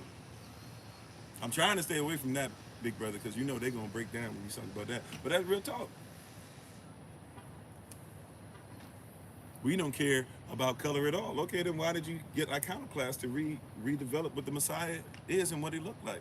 By the way, we don't have to worry about, we're not even commanded to make sure that we tell everybody exactly how he looks like, but we know what he looked like from historical documentation, Flavius Josephus, right? Or from the Bible itself. So if it doesn't matter, then it shouldn't matter if we say, hey, this is just a fact. It doesn't mean that if you're so-called white, which there's no such thing as white. Remember the word white is not a color. It didn't become a color until they started telling you that it was. White means bright, see-through, reflective, opaque, right? If you see white polar bear fur and put it under a microscope, it's clear. If you get a white blood cell and put it under a microscope, it's clear, right? If you get white snow and you put it under a microscope, it is still clear, right? We can see through it, or it's bright. Matter of fact, here's another one for you. You see this light right here, sunlight? They would try to tell you that's white light, right? That's where you got, right? They call it white light. And when you see the rainbow, right, it's supposed to be coming through a certain prism, and the white light coming through certain prisms is supposed to be, matter of fact, rainbows are always around you because inside a so-called white light are red, orange, yellow, green, indigo, red, orange, yellow, green, blue, indigo, and violet. Right? But white doesn't mean color. White means bright. So guess what? If you are melanated, and yes, I know some people say, well, they're not melanated. No. They have melanin or else they wouldn't be alive. Anybody that's alive is melanated. Any plant that's alive has to have chlorophyll. Chlorophyll and melanin work very similarly, right? So somebody who's alive cannot be white by definition.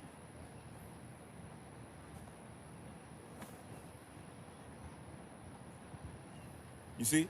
But somebody who tried to change and manipulate things and tried to get everybody to bow down to certain families said, we'll go ahead and tell you that so-called white is a color and having blue eyes is dominant, right? And having lighter hair is dominant, even though, by the way, you can be a so-called African and have long hair, not hair that looks like mine. We look through the prism, as somebody even said on here earlier, we look through the prism of eugenics so much. Right? We look through the prism of eugenics so much. Right? And thank you for the compliment about the shirt earlier, whoever said it. I apologize for missing it. But, you look through the prism of eugenics so much, and even this is one of the problems that we have, is that we actually I don't believe in such thing as reverse racism, because racism is a system based off of competition. Nevertheless, though, whether you talk about so-called racism or so-called reverse racism, at the end of the day, right, you're dealing with like persons who, even when we learn the truth, because we have been taught so much by the Western world, we're trying to offer up our Western knowledge rather than offer up original knowledge. Because even the knowledge of the so-called Bible, the knowledge of the scrolls, it is not Western. Technically, it's not theology. I still use the word theology because you guys know what that means. But theos is a different thought process than elacham. Elohim is not a God. God in Hebrew is a person. Matter of fact, God means troop, a bunch of persons. Right? You would pronounce it Gad, but it's actually, Avda in the original language is pronounced God. So when I say I don't worship God, I'm not worshiping troops, or I'm not worshiping one of the children of Israel, one of the 12 children of Israel. I worship the one who renamed Jacob Israel, or Jacob Israel. Right? So my worship is coming from a different place. That's what I'm saying. This is cultural. Persons are having context, you're not having proper contextual conversation. Right? Right? I will bless the Lord at all times, and his praise shall continually be in my mouth. My soul shall make her boast in Yahweh. The humble will hear, and they shall be glad. Oh, magnify Yahweh with me. What does magnify? Magnify doesn't mean it just gets bigger. Magnify means you have to look through a prism, and once you look through the same prism, right, whatever's going through that prism, you can see it magnified. But if you're not looking through the proper prism, if you don't have the proper thought process to look through, then you're not magnifying anything, or at least you could be magnifying the wrong thing. Because you could be on the wrong microscope or at the wrong telescope altogether. So if I'm going to magnify, I got to figure out what lens I look through. And if the prism is not a lawful one, then it can't be under a king, because a king has laws. Whatever a king decrees is law. We forgot what kingdoms are. We forgot what countries are. We're anti-kingdoms. Right? And the kingdoms that we see on earth. This is why your kingdom is not of this world. The word world, by the way, is a word, especially in the Greek, referring to referring to a system. Right? The world is referring to a system.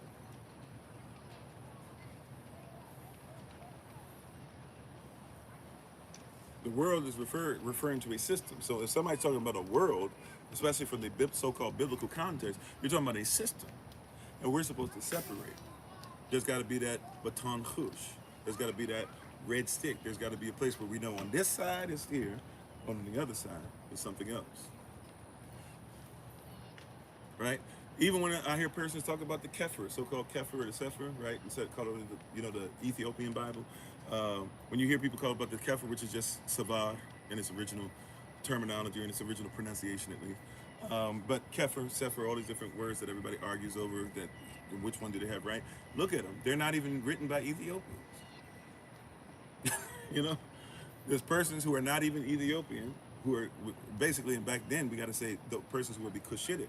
And if you don't know, Kush, all these places that you hear about, like Abyssinia and all these places like Lalibellum and stuff that are supposed to be these churches that were dug up within the last few hundred years, those things were built before Christ. We forget that Moses' wife, Zipporah, she was a Cushite woman, right? Moses' father-in-law was a Cushite, right? And actually, Moses' wife had to teach Moses about law, which means that other persons knew about the word, as I was saying earlier today, right? That's why you have to be careful. There are some strangers that still know about word. They still know how to do an offering. They still know how to honor the Most High, right, in certain ways. But also, too, they become grafted. Don't forget Balaam. We talk about Balaam doctrine here a lot. If you don't know what Balaam doctrine is, you're warned about it in Revelation chapter 2, verse 14. And if you really want to comprehend it, you got to look at it in Numbers chapter 22, 23, and 24. But Balaam was a prophet. He was not an Israelite, but he was grafted into the family because he was a prophet. He was a believer. And the reason why they tried to pay him in gold to try and speak against Israel, or try to use the word, right, to somehow please Yah, and at the same time, he was trying to get the gold so he could say something that Yah would like, but at the same time say something that would cause Israel to go ahead and be in disarray. He didn't do it because of a miracle, right? However, he was trying to figure out how to do it. The angel of the Lord was ready to take him out. A lot of persons don't know. So that's why we talk about nationality. That means he would have been considered to be Israel. Even if he wasn't an Israelite, he was still considered to be Israel. He was a prophet. Persons don't want to hear that because, you can't be Israel. You can't ever preach. No. He could be grafted in. Back then you could be grafted.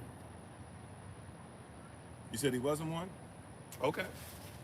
Well, we don't know how nationality works. That's why I'm talking about nationality. I know y'all don't want to hear that, but that's what I'm talking about, nationality. I'm not talking about black, white. And by the way, I don't worry about, I don't dismiss it. I know that the Bible describes our people as having this. And if somebody does marry in, guess what's going to happen after a while? You go back to the origin, which means that all of us going to be of color at some point, no matter what you come from. But some of you think, it's like when some of you hear the term Negro, and you think that Negro means black. If you go to Spain, they don't call so-called black persons Negroes. They call Negroes Negroes. Negro is one of the most ancient West African terms used for us. And in Spain, the Negro was somebody who was considered to be an Israelite. They were called Swarthy. They had locks. They believed in the Tanakh or the Torah. They made sure that they had them in black hoodies on street corners. They actually lived in ghettos. The term for ghetto is not something that happened with so-called Jewish persons who were getting waxed by Hitler, right? And then ghettos that made it to the ghettos, you don't even think, why would they call, we even ask questions sometimes, why do they call, I used to even preach before I did some research years ago, but I used to even be under the thing, and I would preach what other people said, which is, oh man, we should never say that we're in ghettos, that we're not ghetto, we're not Jewish. Yeah, we're not Jewish, but we are Avda, or some of you said we are Jews, we are Judah, we are Yehudi, the same people that were called Negroes, up until the 1550s. And Portugal and Spain. And you can still go to Portugal and you can still see the same ghettos that they had us in. And they took our land and stuff because we would not share it with them, and they wanted us to marry in, but we were very particular about who we married into, because according to law, you got to marry into believers.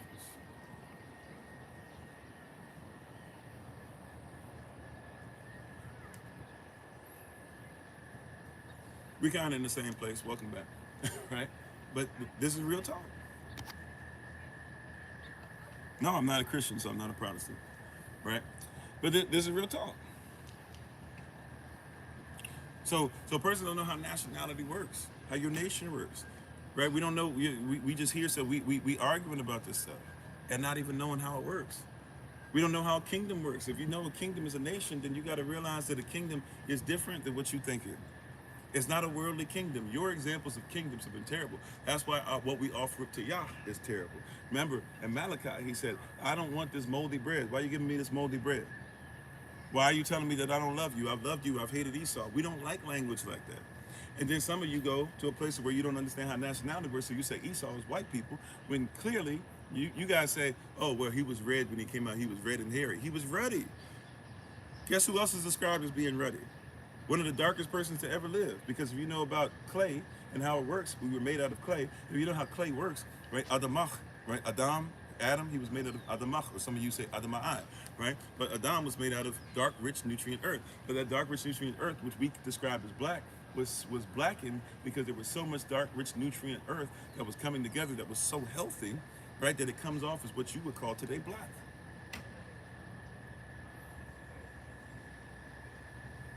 You automatically, you don't realize that ruddy doesn't mean, like, it's like when somebody says purple.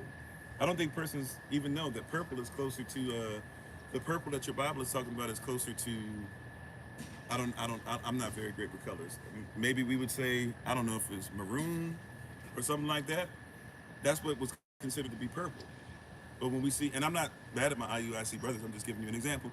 We think purple has to be what IUIC wears, right? But purple for us, in context, was closer to what you call red. We know this because we know the type of insect that they ground up together to make the purple. We know we still use in certain places in the world that dye, that insect is still used. That's why it was extremely difficult to get your hands on it. You had to be somebody who was royalty. You had to be somebody who could afford it. You see, you're having a culture. You're having a conversation without context, and without language, and without even looking at it. So you would say, "Oh yeah, that's purple." You know all these words that we use for colors and stuff in different cultures. They're coming from the way the cultures look at things. For example, what is rose? To you, rose is a flower, and in le français, rose is a flower. A rose also is the color pink.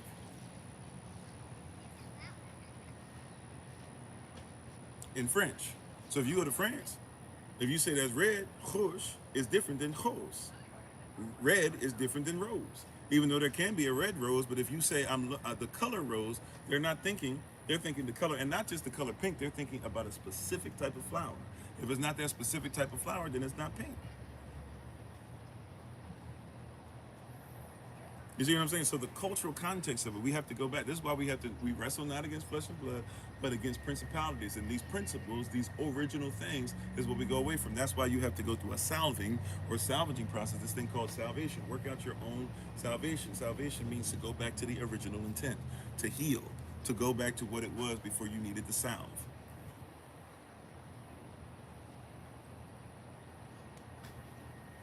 You see? So there's a lot of stuff we're talking about that's out of context. So like we said, even with our sacrifice, when we come to the holy days, there are certain things that we're supposed to separate from, including this worldly mentality. A lot of you are trying to offer things up to Yah, and they're not even worthy of him because he wouldn't have accepted it.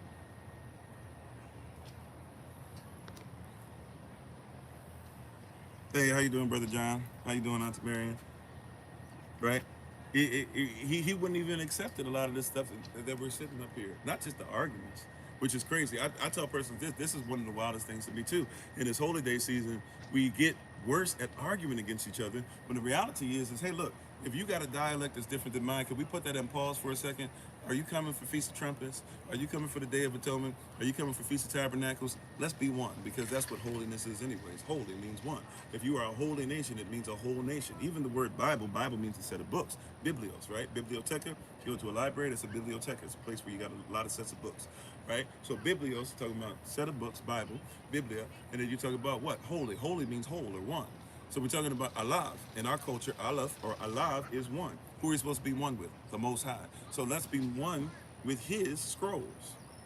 And if his scrolls tell us to celebrate the holy days, then all the other stuff should be put to the side, shouldn't it? At least for the holy day, but we can't because everybody's more concerned about who's in control.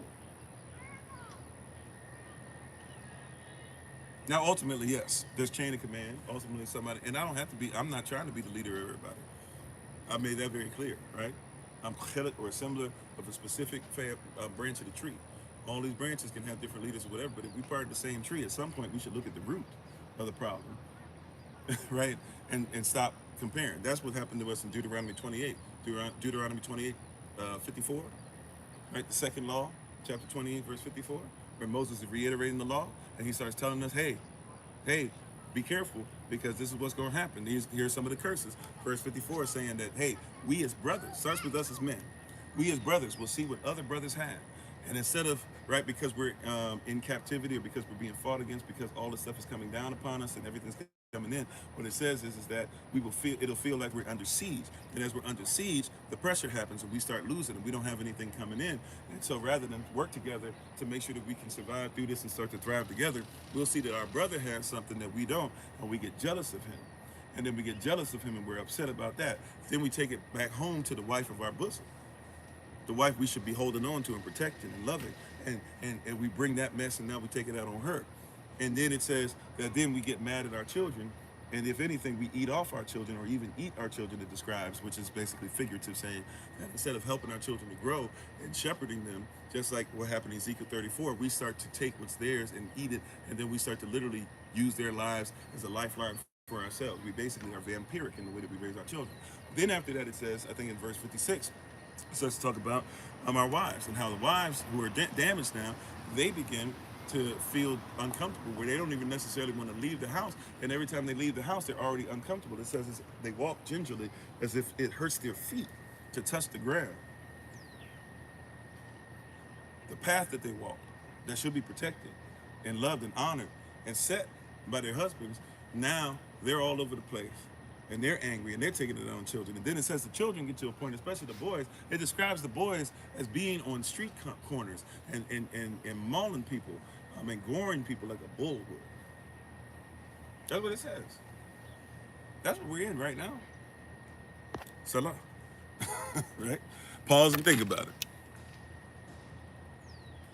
What we used to say, let it marinate. That's what we're in. Right? Having all these fights. No unity, though. We'll say we're Guan, not trying to start a fight or anything. I'm not trying to start a fight or anything, bro. Right? Just say, we'll say one love, but nobody loves each other. Our mothers and our sisters and our daughters and our aunties and our grandmothers and our nieces keep telling us that they don't feel comfortable. And we keep saying, man, just shut up and be submissive. What are we offering up? See, in the holy day season, anything that's holy, it should be clean. Is this clean? Anything brought before the Most High should be clean, without blemish, right? We just read this today. We went over Luke chapter 22, verses 17 through 25. It should be without blemish. You know, husbands, you're commanded to love your wives. Achaba, right? Achaba, Aishach, or Isha, some of you say, right? But Achaba, love your wives as what? As Yehoshua loved the assembly and gave himself for it, right? And be ready to wash her by the water of the word, cleanse her, make her lawful, make her legal. That's your responsibility, right? And she's not supposed to submit to all men. We had to tell somebody off on here the other day, coming here talking about a woman should never speak to a man. Get all the way, and I mean this with my whole chest. Get that. Yeah, I mean this with my whole chest. Get that all the way to hell out here. Get it all the way out, right? Because the Bible doesn't say, first of all, it's not called submission or subordination. It's called submission. You submit to the mission, right? But you submit to the mission of your husband because he has been given a specific ordinance and instruction from the husband, right? And in that specific instruction, it should cover you and keep you. She's not supposed to submit to just any dude walking down the street. But you're dealing with Willie Lynch stuff, and you want to deal with her the way that she's been trained to deal with the so-called white person, the so-called white man, to where she has been raised to be able to eat out of the palm of his hand and raise her children in reverse nature, right? Because they brought him off the ship or took him off the plantation, or sorry, took him off of where the nation was in the Americas or wherever they got him from. They got the Negroes, etc. And what they did was they offed the main, especially the one that was the most powerful and wouldn't bow down, the chieftain. They would take him and they would make sure that he got messed up more than anybody else. And they would do it while beating all the other men to the point of death. You weren't supposed to take their life, because if you take their life, right, when you take their life, then you have a problem. If you were to take their life, the problem is that once their life is taken, you now have no. Once their life is taken, you don't have great economics. So you have to make sure you keep them alive, but you beat them down too, and then you make sure the women and the children that are too young to get whipped, or that are and the males that are too young to get whipped, you let them see it, and then the chieftain in particular, you would literally have them split apart, tarred and feathered, put on fire, right? All that stuff, and you would hear him yelling and screaming as his life would be taken.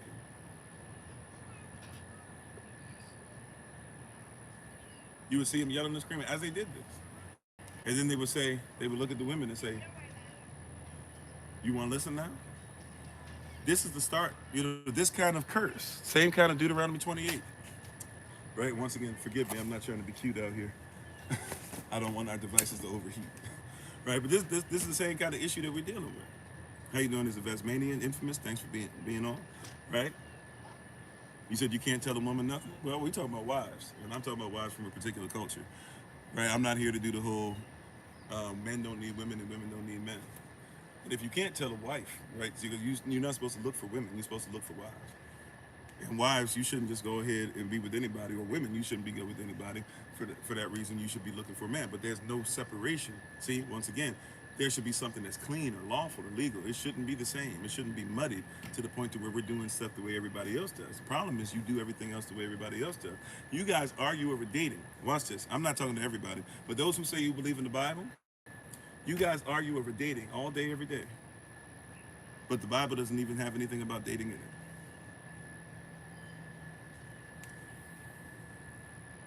You said learn the history of Irish slaves. Irish slaves were not the first slaves in the United States of America. That being said, there were Irish persons who were made slaves. Most of them came over, were indentured servants, and a lot of persons in Ireland, trust me, I know, because, well, maybe you were from Ireland. I don't know. But if you talk to persons in Ireland, they will say that they don't like it when a lot of persons who are not in Ireland keep saying that, pulling that false narrative, right? They would tell you to your face that. I've seen them do it, right? But yes, in my family, there was an Irish man who married a so-called black woman. She was probably native, but they just lumped everybody in as black. And we know this even going to the famous trial where the slave went up north and he said, "Hey, slavery is not legal up here." And the Supreme Court came in and said, Drew Scott, I always get his name wrong. Drew Scott decision, whatever it was. Forgive me, I'm saying the wrong thing. But um, so Native Americans and black persons, so-called black persons, Africans, Caribbeans, Negroes, they were all just put in one boat. You said believe the one Irish person, no. I'm talking about when I go to Ireland. When I go to Ireland, there's a lot more than just one Irish person over there. And if you be an Irish lass, I think you would get what I was talking about, correct? Dred Scott decision, thank you. Right? But what I was trying to tell you is that in my family, there was an Irish man, right? So that's one part of it, right? Make sure you get it correct. If you're going to go ahead and tell me that I'm reverse racist, make sure you at least reverse what I'm saying correctly. Okay? All right. So watch this. The Irish person who you made the mistake of thinking is the one person that I know. This Irish person was in our family generations ago. And he actually married a so-called black woman. And when they found out about it, of course, they tried to off them, but since he was white, they offed her. They knew that they had 4 children together. They said, let the 4 children die, right? And we won't have no qualm with you.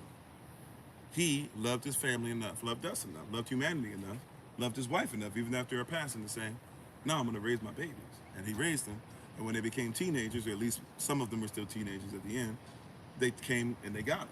And he was able to save their life. Right? See, when you're so busy going against, you're so busy trying to catch me on something, this and that, or whatever, and I'm actually saying something that is actually for you, so-called white person.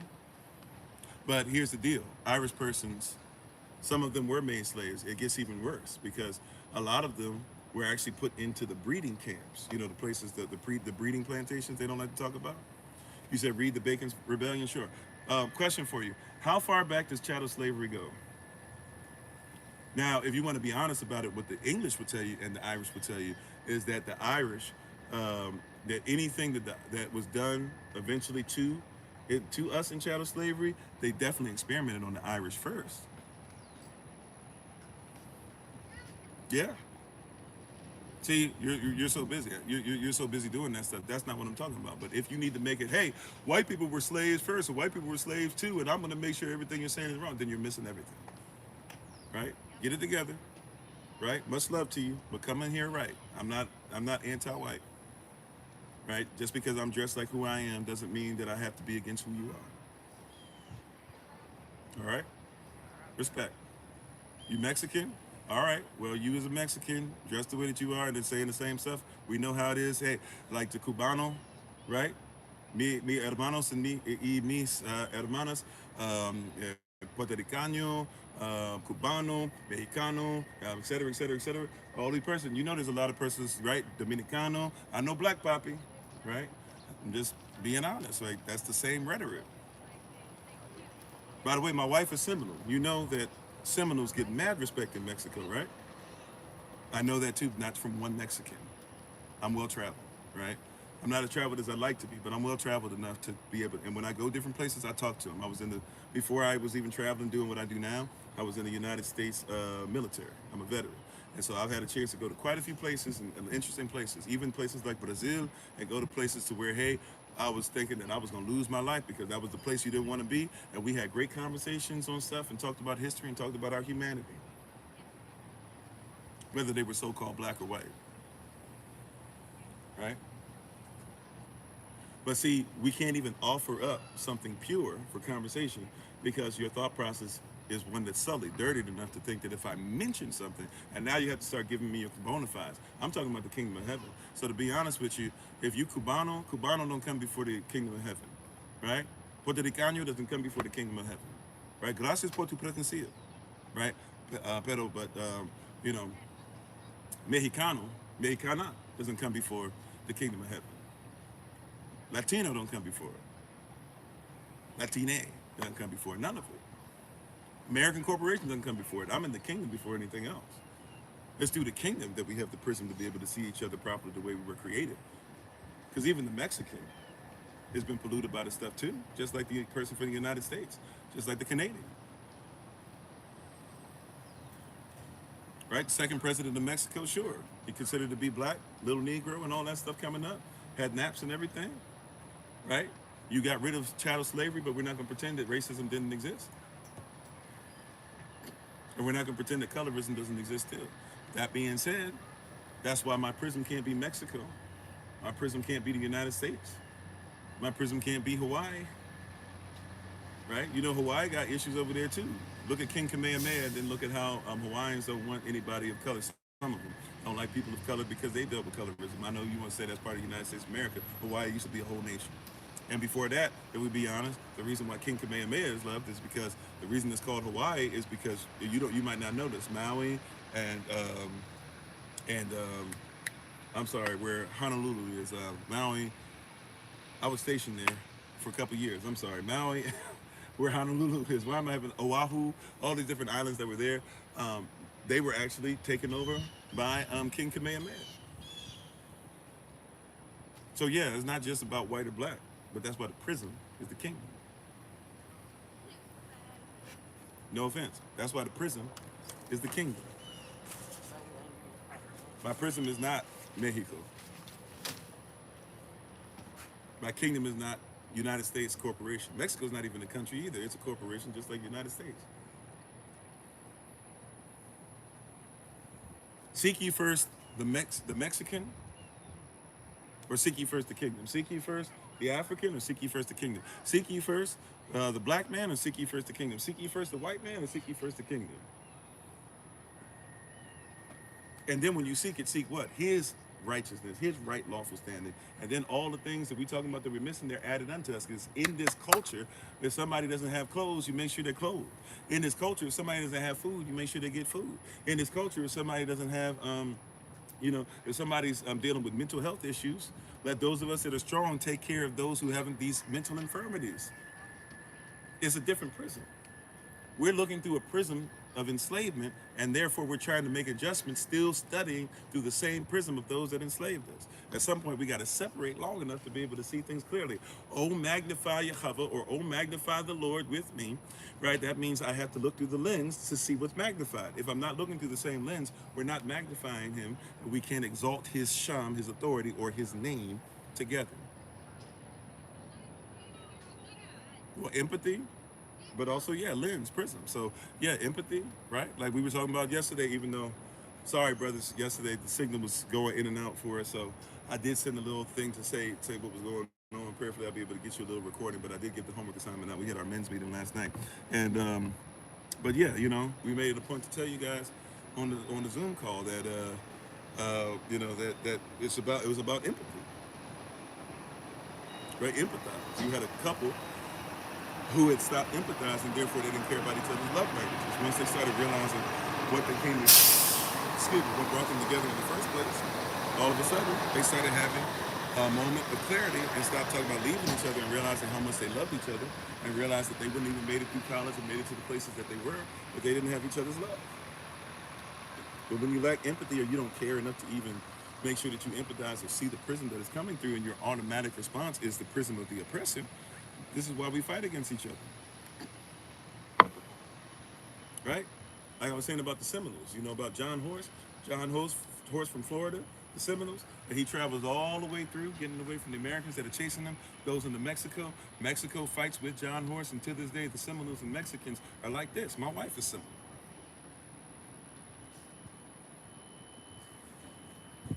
Right? We're all connected. A lot of persons don't know. If you're talking about the Choctaw, right, who are part of the 5 favorite nations of Native Americans. Look at how they're attached to the Irish. Somebody telling me about Ireland, look at how they're attached to the Irish. So if you're Choctaw, you're my cousin. And if you're my cousin, you're attached to Ireland. Here I'm telling you, in my family, I've got the Seminole, I've got the Irish, all connected as family. That's our story. But somebody hears it and says, oh, well, look at the Irish, well, look at the Mexican. No, we're the same. You missed it. You missed it. The goal is to look at how much can we agree upon. Even the Bible says, watch this, if we have a disagreement, or if we are going against each other, we should try to, especially if we walk down the same path or we're followers of the same way, it says we should try to come to an agreement as fast as is possible.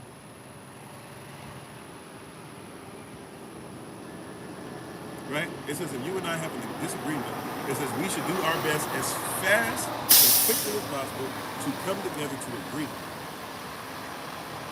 We should be looking for as much as possible through the same prism. If we say we have the same prism, the same way of looking at things, you say this is your prism, I say it's my prism, okay, cool. We should be able to look through it the same way at the same thing and say that is our standard. Understand? We'll be under the same standard. I know we overstand and understand, and I'm not hating on it. I'm just saying to understand is talking about to be under the same standard. If there's a flag up and you go like this, and somebody else goes like this, but it's the same flag, one might be civilian, one might be, military personnel, but guess what? Same standard. That's what that means. To understand. And all you're getting what? Now what are you getting? Yeah, we're not the world, so we shouldn't look through worldly prisms. Remember, the word world means system. Watch this, John 3:16. See, this what we're offering up is unclean. It's not lawful. It's not Bible. It's not word. John 3:16. Many of you think it means this, right? John 3:16. You guys know it, right? You said it's not in the scripture. What's not in the scripture? You think that what I just said is not in the scripture? Look up the word world, right? If you have a concordance, a basic one, Strong's concordance. Look up the word world. It is the word cosmos, not C-O-S-M-O-S. It is the word cosmos, K-O-S-M-O-S. That word cosmos there means system. Go ahead, look it up.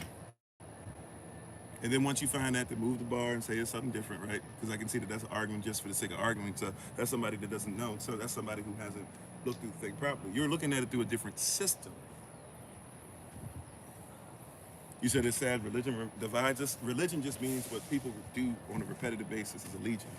Religion. That's the word, religion. I know people don't know that consonants and vowels too could be interchangeable, but religion, right? It just means a legion of persons that repetitively do the same thing. So if I drink water today and you drink water today and somebody else drinks water today and then we do it tomorrow and the day after that and the day after that, guess what? By definition, it's a religious experience. Right? That's why the old song used to say, not do you have religion, but do you have religion that's tabah, or that's excellent. Right? They used to sing that song, do you have good religion? Right? Well, that's one version. That's not the original. I forget the original. Right? But they used to sing that. They were trying to say, do you have excellent, not just your religion, what do you do? Right? There's a lot of people that say that they believe in whatever. There's a lot of persons that say that they believe that women should be treated well. Okay, we'll see by your so-called religion. There's some of you that say you're scientists, but you reverse scientific experiment. Because if you're a true scientist, every experiment should be hypothesis down to conclusion. You shouldn't make a conclusion first and then try to get everything to support and then come up with a weak hypothesis. Science is science, but you should make sure you go hypothesis, right? Controls, taking notes, being honest. Right? And then just put what the conclusion is. The conclusion is not the hypothesis. The conclusion tells me why the hypothesis is accurate or is not.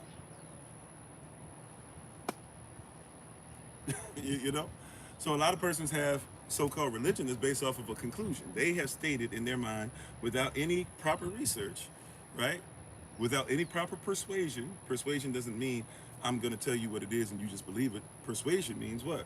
Persuasion means that you have taken time out to actually study it for yourself. That's why Paul says, I am persuaded. He's not persuaded because somebody explained it to him 75 times. He said, I put it to the test. And once I put it to the test properly, now I'm persuaded that nothing can separate us. You said he also tells them that I am your God. Well, once again, God is a Germanic term. God, good, gaud, those are all Germanic words, the same Germanic words. That's why Godspeed is good speed. God be with ye is goodbye. Guten Tag, good day, God day, day of the God, etc. And God in Germanic terminology is basically, in etymology, is basically saying that you can worship whatever you want. God in Hebrew is a man. Matter of fact, the man's name, or the meaning of the name, or the meaning of the word, God means troop, right? A group that fights. So we don't worship troops, we worship Elohim. Elohim, or who you call Elohim, is different. We should have no other Elohims before him. But God can be on your money. That's why in your money you trust. That's why you'll put trust together to protect your money. but we might not be able to trust you. How you doing today? And how you doing, Sister Michelle? Sorry I missed you. Ashe, already. What'd you say? I didn't. We all the bride of Christ. We should stand together as one. I'm sorry, you two. I got sun all up in my face today. I'm putting the umbrella up once again, not to be cute. I don't want the devices to overheat. Right? I need some sun in my life. Here's forgive me. I don't know if I'm gonna say this right. Leah, I'm not gonna say it right. Leah Yadonis or Leah. I don't know how to say it. I apologize. Liaadonisi. I just really messed that up. Thank you for being on. My apologies. Right.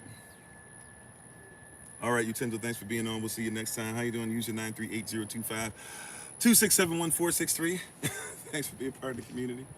Right. Oh, sorry. Thank you. Thank you for the reminder. So John 3:16, yeah, because somebody was saying that I don't know what I'm talking about and the Bible doesn't say that. So when you look at this term world, it's talking about cosmos with a K. That's the Greek context of it, right? The Greek denotation of the word, and the connotation is still, works for the Hebrew thought process of it, which is when you're talking about the word world, you're talking about a system, okay? You're talking about a system, okay? So this system.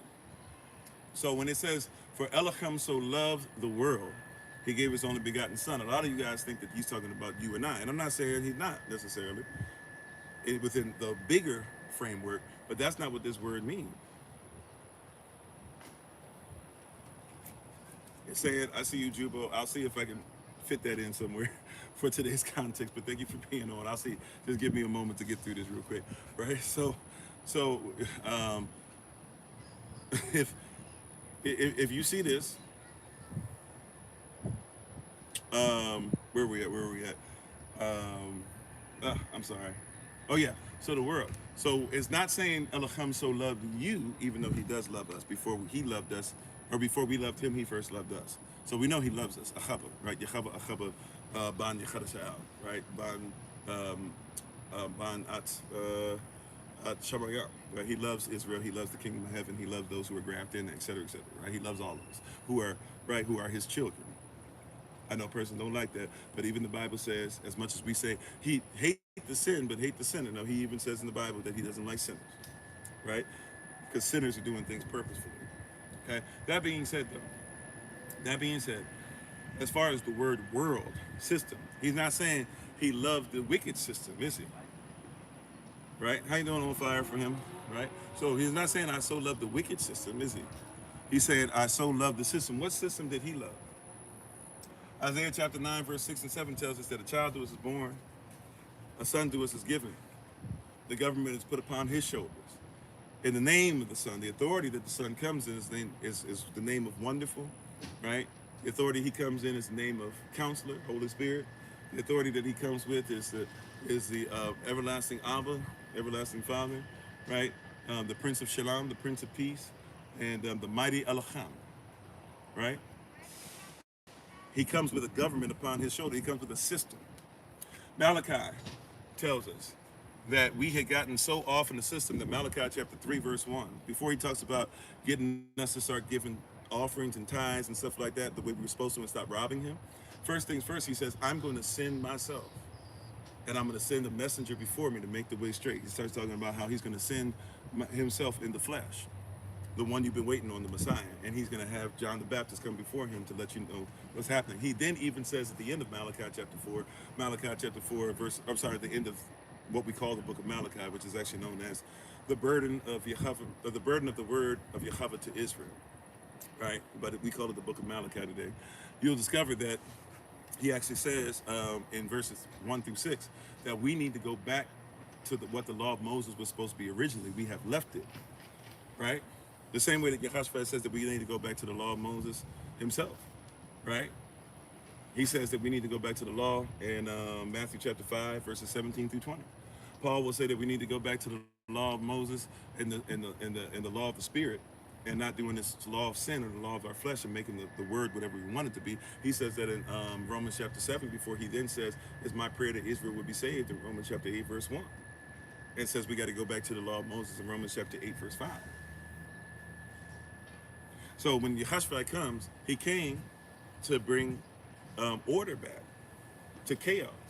He came to bring law back. He obeyed the law. It's his obedience to law that allows you to be saved. It's his obedience to law that allowed him to be the doorway to heaven. It's his obedience to law that allows him to be able to get up so that death has no sting. That the grave can't hold you because it couldn't hold him. It's because of his obedience to law that if you do what he did, you can become a fellow heir. That's why Romans chapter 10 verse 9 says if you confess, the word confess there, even in the Greek, is the word homologia. Homologia means to have the same logic. So if you have the same logic as the one who in Matthew chapter 5 verse 20 says you should know the law greater than the scribes and Pharisees, that's what our Messiah said. If you keep his same logic, if you believe in it, if you carry it, if you follow him, or if you follow somebody as they follow him, then what you're doing is you're following his logic, and therefore you can believe that Elohim can raise you from the dead too, because you're a fellow heir. If you are in that position, then you have been saved. But don't get it twisted. Just because you've been saved doesn't mean that you don't have to start going towards salvation, because to believe takes you towards righteousness or right lawful standing. That's what the next verse says. And it also says to confess, to have the same logic, begins to take you towards salvation. So just because one has been saved, they're not in salvation. See, so there's a different system. He came, right? So John 3:16, for Elohim so loved, he is so achaba, he so gave certain actions, or showed us certain actions of his system, right? He so loved his system that he gave his only begotten, Yahweh so loved his system that he gave his only begotten son, Yehoshua. Now whosoever believeth in him, right, shall not perish. Why? Because they serve the system he served. If you believe in him, you believe in the system. He that believeth in him shall not perish, but that all would have what? Everlasting life. Everlasting life through what? I know you don't want to hear this part, but watch this. There's a system, and the system has works. You got to have faith in the system so your works can be correct. If you don't believe me, faith without works is what? I'm going to do my Hulk Hogan real quick. Faith without works is, I don't know if that's corny or not. Faith without works has no life. And if you don't like that, you got to explain Revelation chapter 20, verse 12 to me. Because Revelation chapter 20, verse 12 is where Yachanan, or who we call John the Revelator, not John the Baptist, but John who wrote John, 1 John, 2 John, 3 John, 1 John, 2 John, 3 John, John, and Revelation. He says that there's an angel that brings him up and he sees a huge scroll. And he says that these angels are sitting down and they're writing in the scroll, they're writing vigorously. And he's like, he can't figure out what's going on. The angel sees his confusion. He says, oh, you don't know what that is? He says, the angels that are writing, they're writing in the scroll. And then that other scroll that you see, that's the scroll of life, or what you call the book of life, if they're looking to see if persons do what the Bible says or what the scroll says. If they do what's in the scrolls, then their names are written in the book of life. Salah. Pause and think about that. How many of you are going to go to your church service today, though? Or online after this, or whenever your church service starts, and you're going to have all these people tell you something contrary to that. Nobody said that works alone gets you anywhere. Faith without works, so that means works without faith. And they're looking at your works in the scrolls to see. That's Revelation chapter 20. If I said 22, my bad. Revelation chapter 20, 20, verse 14. No, verse 12. Revelation chapter 20, verse 12. I must have said something completely wild. I'm sorry, my bad, y'all. Or if you're saying, oh, you're saying on top of that, Revelation 22, 14, okay. Because then, once you get there, then guess what? When you start looking at going in, right, you're going to look at the names of the authorities. There are 12 names that are authorized, right? By the way, not even all of the original 12 sons. One of the sons is taking place of one of the sons, or one of the grandsons is taking place of one of the sons, right? And then the names that are on the bottom are the names of the apostles. These are authorized, so you have to agree with, or touch and agree, or come together with what this is. We have to be the same. You can't walk in the kingdom and have a different belief than those that came before you. For he is Yahweh. His word changes not. Whatever he said yesterday is the same as today, is the same as tomorrow. So he came because he so loved his system that he gave his only begotten son. Yahweh so loved his system that he gave his only begotten son, that whosoever believeth in him shall not perish, but would have everlasting life. You got to be clean. It's holy day season. This is an extension of who we are. This is not just, oh, we get cleaned up. See, a lot of persons, they're going to get cleaned up just for one day.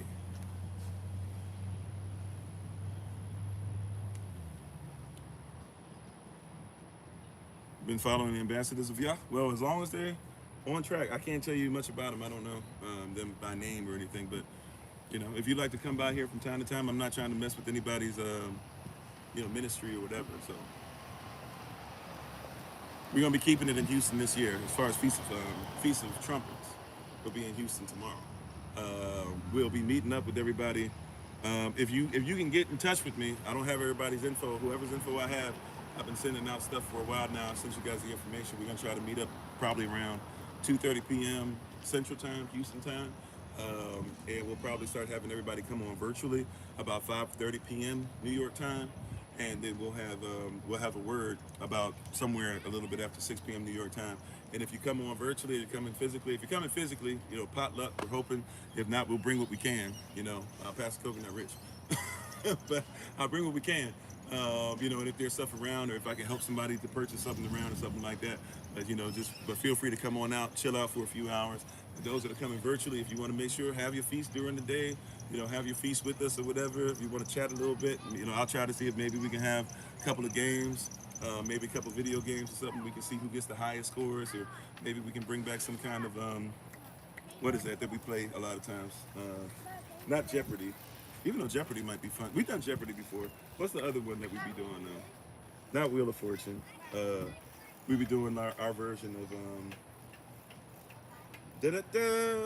Family Feud. Maybe we have some fun with that. Right? So you can feel free to join us. Everything will be put in the Google Calendar invite. I promise, so you'll be able to see all that stuff. But yeah, so we'll be doing that tomorrow in Houston. October the 1st, we'll be in like right outside Atlanta, Georgia, probably like the Marietta area. In a park somewhere for Day of Atonement, and then October 6th to the 13th we'll be in the same place we've been talking about going to, where the Red Top Mountain State Park. If you are coming, even if you're trying to come last minute, you can reach out to us. We have our link tree and everything set up. You can look at it at any time. Text one of the 202 numbers if you're actually really dedicated and coming. We got a lot of space for you. It's 8 days long. You don't have to come all 8 days, but we do ask for a certain amount of donation.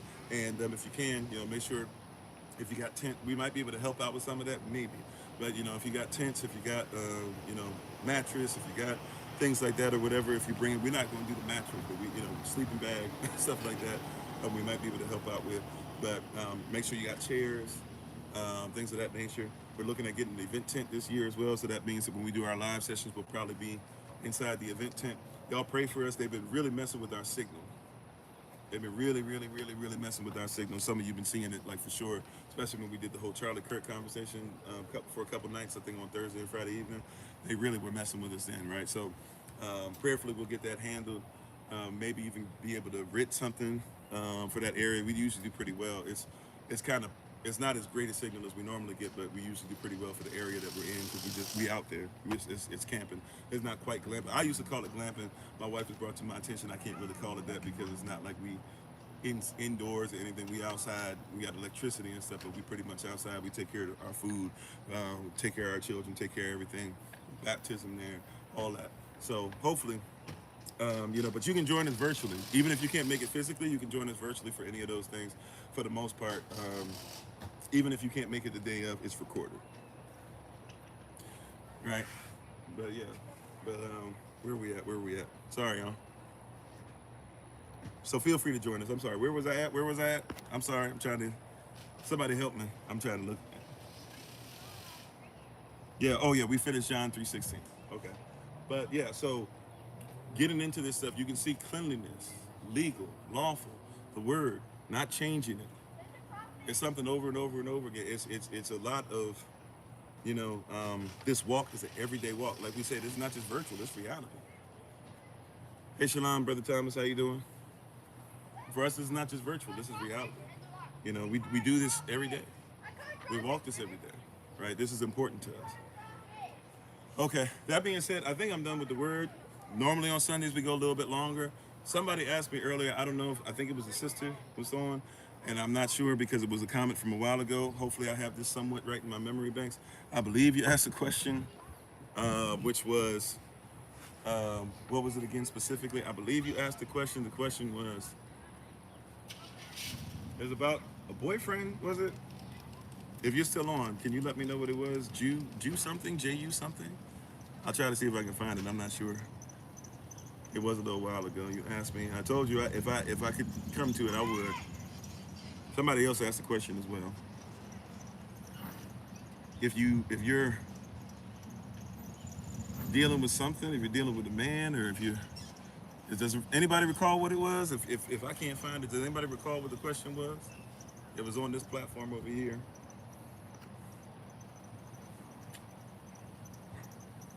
Oh, how do you tell your baby daddy bye? Okay. Okay, so first of all, I'm gonna be honest about. Okay, so all right, so we're gonna be honest. One of the things I'm gonna tell you is I don't like to opine. That's what you were asking. How to? Okay, let him know you're done. So I'm gonna be honest with you. First things first, I'm not gonna opine. All right, thank y'all. Thank you. All right, so I'm not gonna opine. Opine means I'm not gonna give you an opinion. I'm not led by my opinion. I don't want to give you an opinion. And by the way, it's not my responsibility or my call to separate you from somebody, right?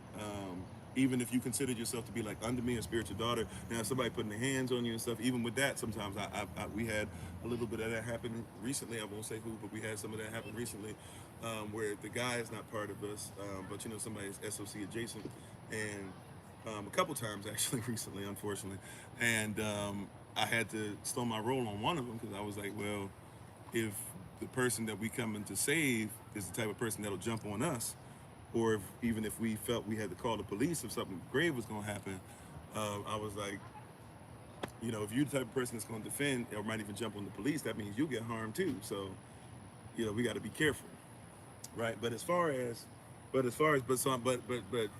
far as stuff, so this is the way that it works in the kingdom, okay? And I'm gonna just put it out before you, right? You do with this what you will. We have to talk about marriage because in the kingdom of heaven, in the Bible, in etc., there is no such thing as dating, right? And in our culture, sex is marriage, marriage is sex.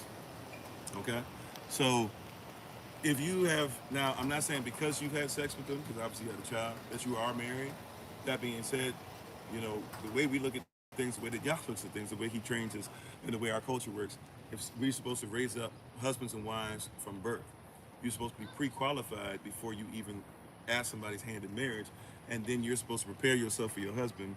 He's supposed to prepare a place for you based off of conversations that families have had, that everybody in the community knows you guys, can vet for you guys, and then leadership and everybody is cool, families are cool, and then all of a sudden you guys come together. You get your paperwork when you are betrothed or affianced or become fiance, right? But then once you come together, right, and to live together, and you have sex for the first time, you are officially married. All right, I say all that to get to this point right here. There's a lot of stuff that's usually missing when somebody asks me this question, especially where like my baby daddy, my baby mama, da da da.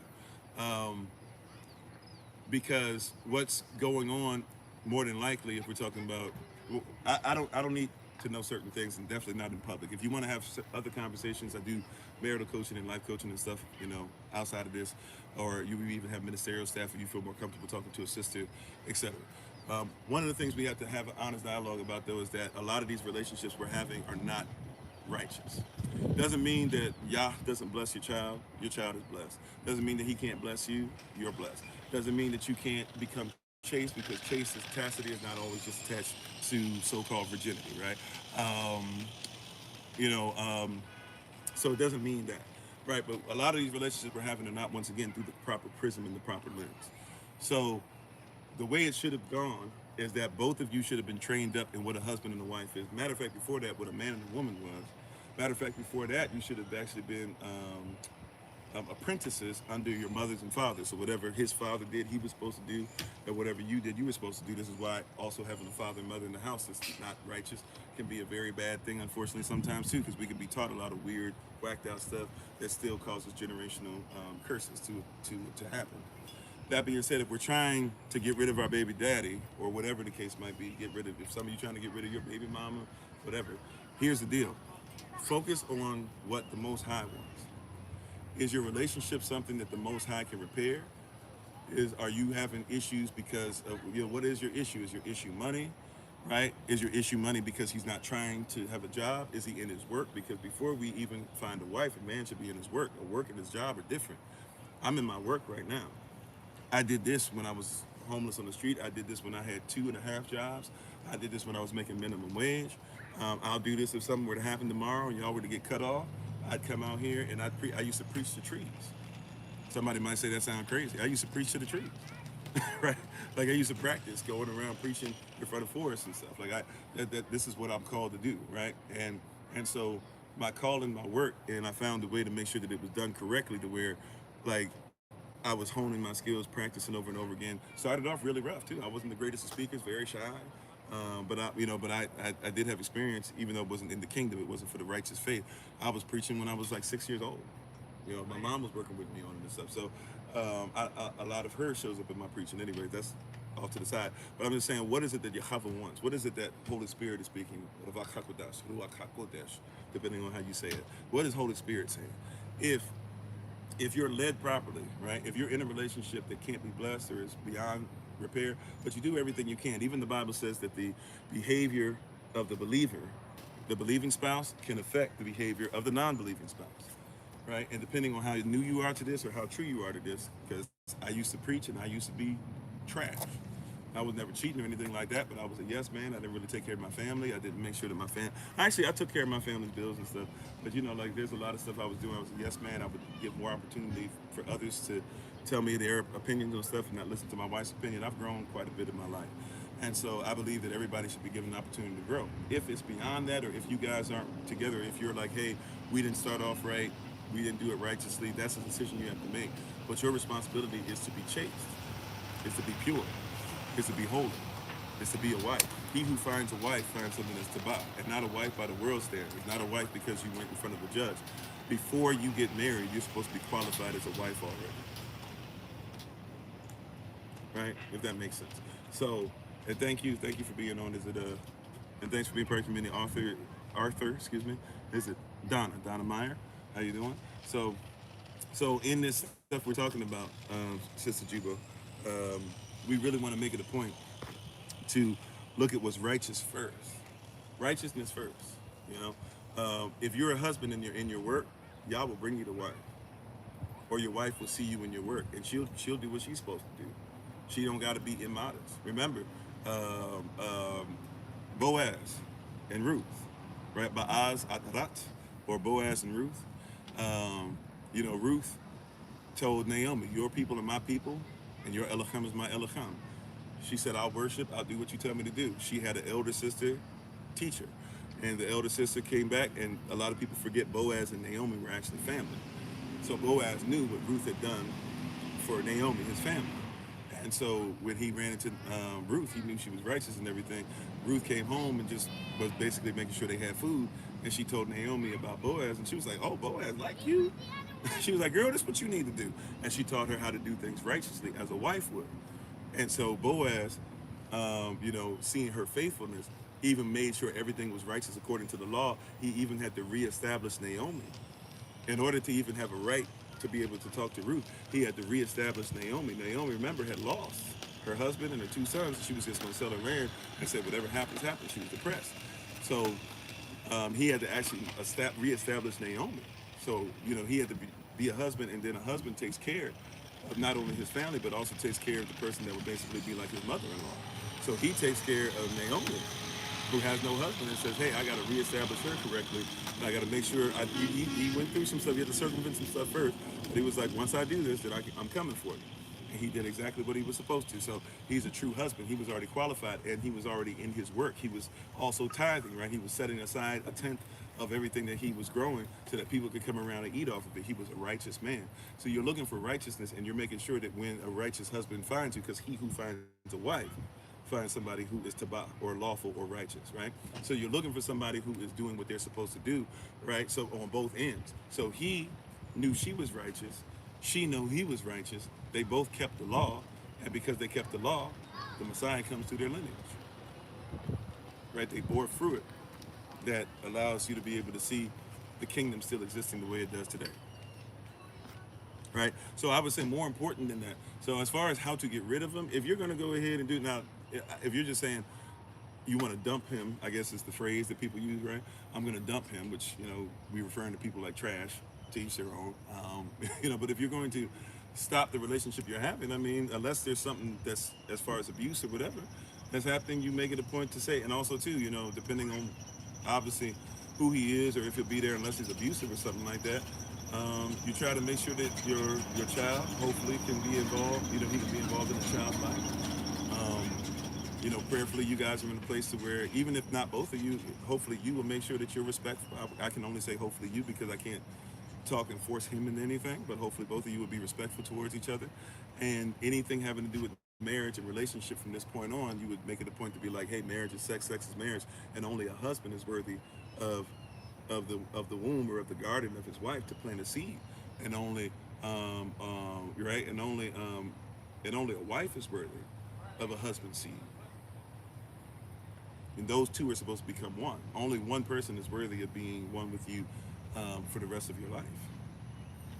So, as far as the dumping part, unless there's something going on crazy where it's like, as far as the dating part, we don't believe in dating. So that I might not be the best person to come to as far as if we talking like that, like we have a really long relationship, we just happen to have a child together, and I'm just looking to get rid of him, but I don't want to hurt his feelings.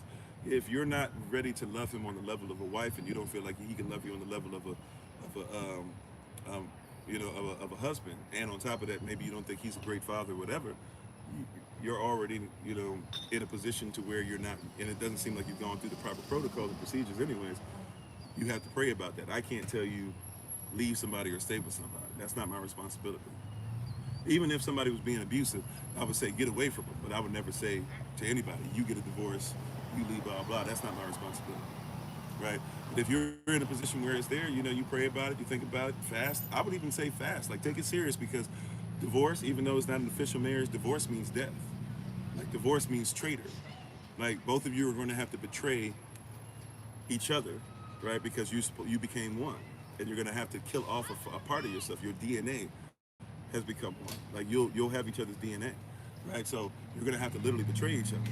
Divorce used to be a term that they actually used when somebody deserted. When somebody deserted during war, and they caught you and they would kill you, that was called divorce. So pray about it, seek Yah. If it is what it is, if the time is up,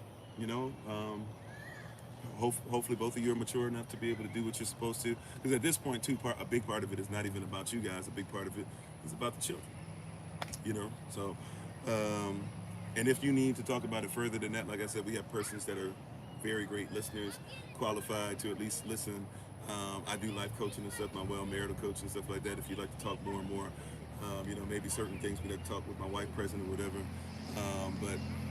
But yeah, we could definitely talk more about that offline without me, because other than that, I'm gonna have to get in your business, and even if you are comfortable with it, certain things shouldn't be public business. Thanks for being part of the community, Tim. Appreciate you. Right. So it is what it is. Sometimes it bees like that. I hope it's not. I always hope for as much.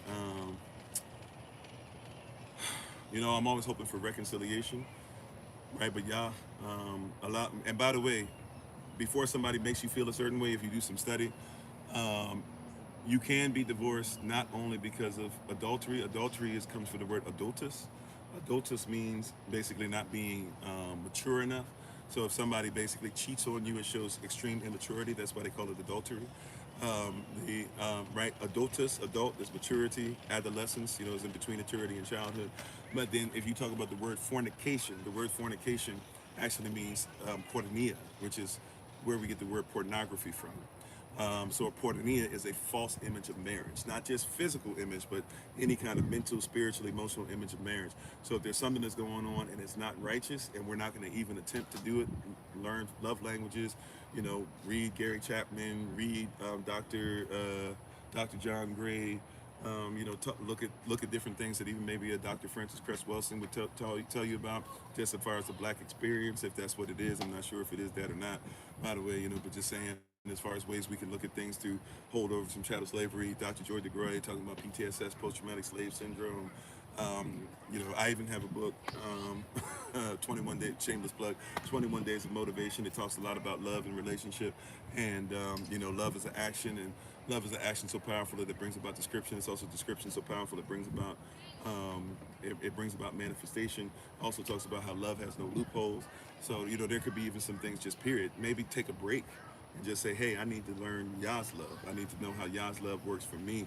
I need to be part of a community that loves on me. I need to come to some women's meetings. I need to, there could be a lot of different things that maybe once you gather, then you're in a better place to make a decision. If you just frustrated all the time, you're not in a position to make a decision. And by the way, anxiety oftentimes offs the body too. The Bible says, Yahashua said, which one of you, said it in the Sermon on the Mount, in Matthew chapter 6, I believe, before he says, seek ye first the kingdom, he says, which one of you has brought about any stature or has grown any cubits, or which one of you has become bigger, right, has felt better because you were anxious? The answer is none of us, right? So maybe even removing the anxiety, being honest about stuff, maybe still making sure there's some kind of visitation, but hey, you're coming for him right now, or our child, I don't know if it's a him or her, but you're coming for our child, you're not coming for me, right, type thing. But, having some of those things in order and praying about it. And I would suggest, if you can, at SOC, we have great ministerial staff. I'll talk to you first a little bit to see, but I would suggest maybe even, since it's a thing about women, that we have some women on staff who've gone through being single mothers as well. Have been in relationships that turn sour and have learned to be wives and are still learning, like I'm still learning how to be a husband and still learning how to be a wife. That might be better for you too as well. Anyways though, anything else outside of this, we're gonna have to get into your personal business, and I don't want to do that. Right? So I appreciate y'all. Great question. Yeah, we're praying for your direction and clarity. So that being said, we normally have something here called a shout out, and we normally do it while music is playing. Today I can't have the music play because I'm at an RV park and some persons live over in this area, I guess. And even though I think it's okay, I don't really want any problems. I'm trying to stay here and rest, and I don't want somebody trying to kick me out. So I'm gonna take a little bit of rest, spend a little bit of time with my family because it's family day for us. And I will see you guys tomorrow, hopefully for early Rising Bible Study session. If not, for the live session in the Rising. And if not, hopefully we'll see. We won't have an evening live session. We won't have a Feast of Tabernacles meeting tomorrow, but we will have our holy days. So hopefully we'll meet up with you physically in Houston and virtually on Zoom and on YouTube, possibly on TikTok. But I'm having issues with my little Wi-Fi. Maybe I can use another device, and we can try and see it to where possibly y'all can catch us on TikTok as well. But we'll probably be on YouTube recording. We'll probably do it on Zoom as well. So you guys, if you'd like to be able to speak, we can hear you guys. But yeah, we'll go ahead and see you guys tomorrow. How you doing, Oil Goat? Enjoy your day as well. Thank you for being on. So instead of the music playing, which we normally would have, we're just gonna let you guys look over the water. Not a bunch of water, but I think it's kind of pretty, right? Kind of nice little scene. I tried to hook you up as best as I could. I promise. I rode around last evening. I walked around last evening and this rising. Matter of fact, I was up early because we had ministerial prayer. We have ministerial prayer early on every Sunday. So I walked around. I tried to find the best place I could, and this is the best I could come up with. So if you guys maybe want to just look over the water, maybe do some prayer, maybe pray over some of the things that were said today and stuff like that, and give your information while you're looking over the water. The way that the shout out goes, even though there's no music, it'll be done the same exact way. The way the shout out works is simple, and we'll just do it for a few minutes. Basically, if you can, please, man, please, sir, when we put your information in the chat, now when we say your information, we do not want your name, we do not want your phone number, we do not want your email address, we do not want your residential address.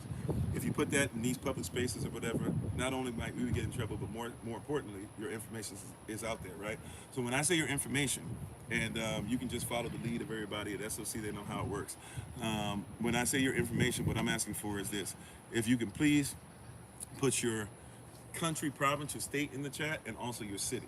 What that helps us to do is to be able to see who's where, who we're reaching at what time, and also it allows us, if you guys are okay with it, it allows us to be able to have somebody reach out to you, have conversation with you, and prayerfully see if there's something we can partner up with in the future.